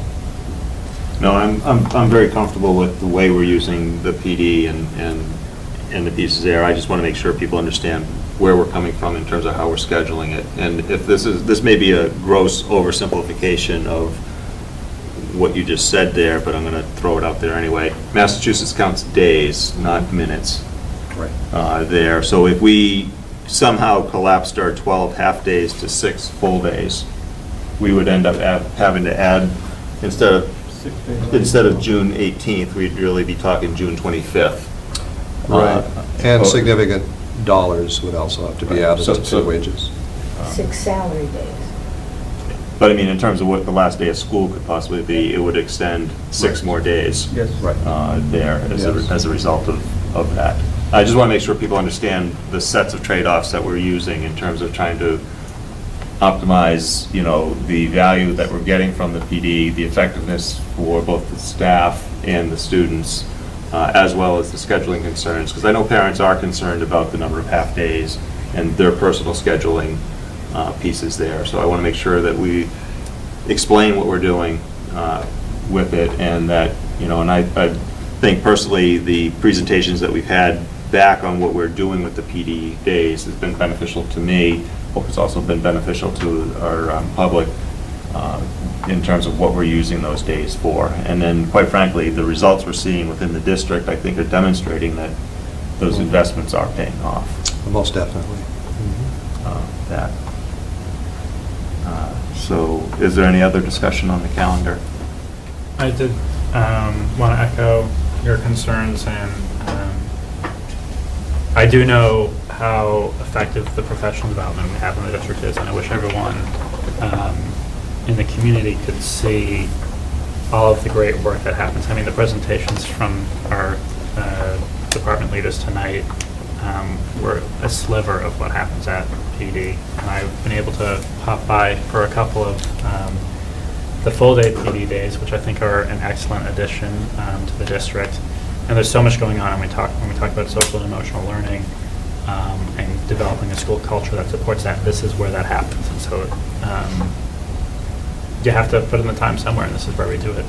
I did want to suggest that not this calendar cycle, but perhaps in a future calendar cycle when we have more time for community input and feedback. One thing I've heard is a lot of folks, usually moms who have to work part-time or stay at home to take care of the childcare on the PD days, if it were moved to either the beginning of the week or the end of the week, it would make it easier for them to work part-time. And so when we think about, obviously we can't take every consideration into concern, but when we think about wage gaps from a gender perspective, one of the problems is that so many women stay home, oftentimes are forced to stay home for childcare reasons. I think we do a pretty good job as a district in working with that when we think about pre-K and kindergarten, and but I do think it's something that we should keep in mind in the future. I think it's a heavy lift for this calendar, so I'm not recommending that we do that for the following year. But something to keep in mind as we go forward. How can we make our scheduling decisions keeping equity in mind? And that's something that's difficult to do because you think, well, it's just a calendar and I have this many days and we have to have this many PD days and we just throw it on the way that we've always done it. That's certainly the easiest way to do it, and it's one of the effective ways to do it, but also knowing the effect on parents where we don't have we don't have 2 full weeks of school between, I think, mid-November, between October and the beginning of February and the end of January. That I know why we do that, and I know what we gain from that, and we do gain a lot from that as a district, but keeping in mind the cost of that as well, I think is important as we go about this process. I'm thinking about the one point you made, Alex. If there are patterns in terms of days, we would certainly be receptive to taking a look at that. We haven't been able to ascertain whether a definite pattern would exist, so we've kept the consistency that we have, which works well to our knowledge. But if there are other days that might be better for a large number of parents that would make a difference, then we would certainly entertain those kinds of ideas. But we know, and this isn't just Littleton, folks. This is nationally. PD has been something that has embraced more and more as time goes on, and it's common. And I think it would be rare to find a school district in this day and age that didn't have similar PD offerings to ours. And I don't think you'd find them at the top either. No, you wouldn't. You wouldn't. I mean, it's key to moving districts forward. And so those are all good points, Alex, that you brought up. Again, if Massachusetts would create a little more flexibility in terms of how they determine school years, it would give us a little more flexibility as we take a look at how we were doing things. I mean, I would like to see more full days, but not at the expense of adding on to the school year. I mean, you can, there are ways, if you had more flexibility, you can make this work. But without the flexibility, we're pretty well locked into what you see, unless we want to extend the school year and extend the amount of pay. So if there are no more questions, Darrell, I would entertain a motion from the school committee to approve the 2017-18 calendar as presented. I make a motion that the school committee approve the 2017-2018 Littleton Public Schools school calendar as presented. Seconded. Any further discussion? All in favor? Aye. Aye. Thank you. I'm one request I did put in this year is I would, especially now that we're in the middle of negotiating a teacher contract, we'll have a 3-year contract, I'd like to bring the calendar to the school committee in February. I have more and more parents that, man, they're real planners in terms of wanting to see that calendar so they can plan the next year. And I really want to accommodate those people that are using the calendars to that degree. It just it makes it easier for them. And when we have our contract in place for 3 years, it should be easier for us to have something ready to go in February as well. So that's certainly one of the requests I've made for next year. I see a topic FY 18 and beyond budget visiting. We should postpone that because we should have a full committee present for that discussion. Yeah, exactly. And all of you have it. It's a Google Doc that we sent out to you, so you can certainly spend some time looking at it when you have some time. Cost center update. I know you've looked at it. We've been doing this, I can't believe we've been doing this for a number of years now since we created those cost centers. Are there any questions on the cost centers that we presented tonight? Steve certainly hasn't brought any concerns to my attention. No, I think we're in good shape this year. And just for the record, this is the report that's here is through February, not March. I just wanted to make that clear. So, but no major issues other than the few areas that I've mentioned in prior meetings that we're managing within the budget. So. Any questions by anybody? Next on the agenda, 2017-18 school committee calendar. That's in your package. Nothing that's really different than the pattern we've been using in the past. Do you need a motion on that, or is that just for scheduling purposes? That's just for scheduling purposes. Okay. So, important date to remember, March 22nd, 2018, for a public hearing. Yep. I know we just finished our public hearing, but it's always nice to have that date in mind as we vision forward, so. Started working on it already? Yes. The only other thing I'd like to mention this evening, and we'll certainly have a more formal opportunity next meeting, but as we all know, Alex had sent us a letter stating that he's not going to run for re-election. And I just wanted to take this opportunity, since we did get that email, to thank Alex for the 4 years that he's been on school committee. You've been dedicated and a definite advocate for doing what's best for our students and wanting to ensure that all students are served well. And I commend you on that. And I've personally enjoyed having you on the school committee, Alex, and you truly have made a difference. So thank you very much for your dedication. Thank you. Yes, and I'd like to thank you too, Aaron. We'll have a little bit more formal send-off. Yeah. I just want to note, Kelly, it said resignation. It was withdrawal from Oh, that wasn't in re-election. print. That was Dorothy. I just want to make sure that Sorry. I don't know how the wrong that got thing in doesn't there. get put into the packet. Not resigning disgrace. No. Yeah, I suppose I could resign before the next meeting. Should someone come up? I don't know how that got in there. Good catch. It wasn't in print. What I had in print No, was I just want to make sure that, there. Thank you, I appreciate that. And subcommittee reports. Do we have Interested any? citizens? Oh, right. She grabbed the mic, so. Yeah, me. Make sure I can see myself and still talk. Put yourself on camera. So you can see the back of my head. My name's still Judy Reed Osgood, and I'm still Pamela Way. I like your idea about changing the days for the half-days. I'm sorry, because all the students, I'm sorry, I'm looking at Alex. Wednesdays is really hard for working moms to be able to take off, or working dads. But if I had a choice, this is personal, I would rather be able to tell my employer that I'll work 4.5 days straight and then have Friday afternoon to be able to go home. But it also plays into the wonderful school start times, because on early release days, to tell your employer that you have to leave at 10 to be home for a 10:45 when your middle schooler gets out of school is really hard. So could you tell me why Wednesdays are harder? I'm trying to understand that. Trying to tell an employer you can work 2.5 days and then 2 days versus you can work 4.5 days straight.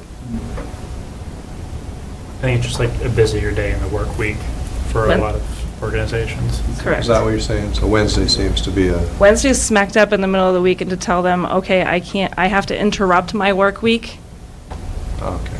and split it up versus I get you. I can work a solid. Early on Fridays, all kinds of things happen on Fridays. People are easing into that. Exactly. Exactly.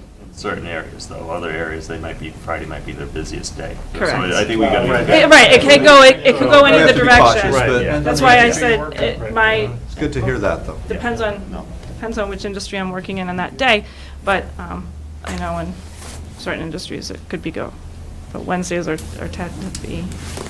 It's the disruption of the work week is what your That is a- concern, and scheduling employers around that is sometimes difficult. Correct. Okay. Yes, and just, again, school start times would be great. Yeah. Just to look at. Thank you. That's a different topic, but... And it's most likely going to probably tie that in with the 7-hour sleep question Right. at the next meeting. Beautiful, thank you. Thank you. Thank you. Okay, subcommittees, PMBC. We met last night. We're going to be meeting Monday night to, I think we're going to be selecting the alumni field contractor at that. We just received the evaluation reports from Gale Associates of the bids. We're hoping, they're still working on the building bids to get the reviews in. If they have those in for us by the weekend, we'll also consider that at Monday's meeting there. So that project is moving along. Kelly, they were asking me if the school committee was going to take a position on the safety plan. I told them that you're our executive agent for that, not to come to the school committee for that, so. Thank you for doing that. You should see that. And then, one thing that came up, I'll direct it to you, Steve, concerns about the high school roof. I think you were going to meet with Bill Cole to look at options. Yeah, so I talked with Bill briefly.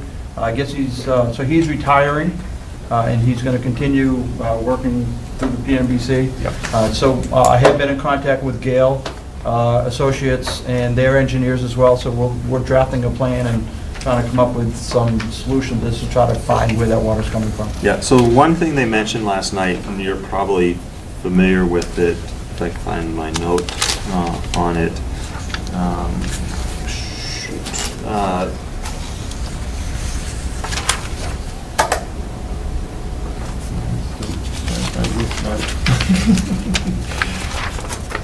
High school roof.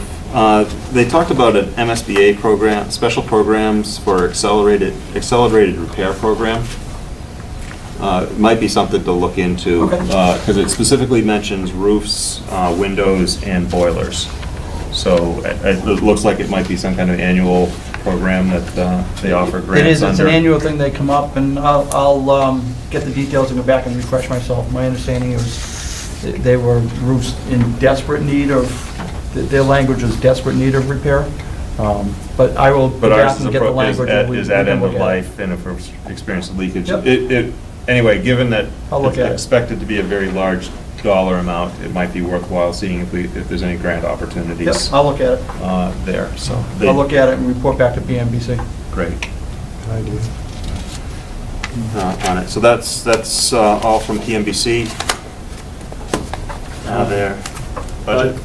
Budget, we'll give a more full update at the next meeting, both about the budget visioning and also a small transfer of funds, just a bookkeeping update, but I want Mike to be here for that, lest I misspeak. But, something to look forward to, April 27th. Tune in. And then with policy, nothing to report. Okay. You had a placeholder for executive session, but I don't think we need one tonight. That's correct. There, so I'd entertain a motion to adjourn. So moved. Second. Or do you want to stay a little longer?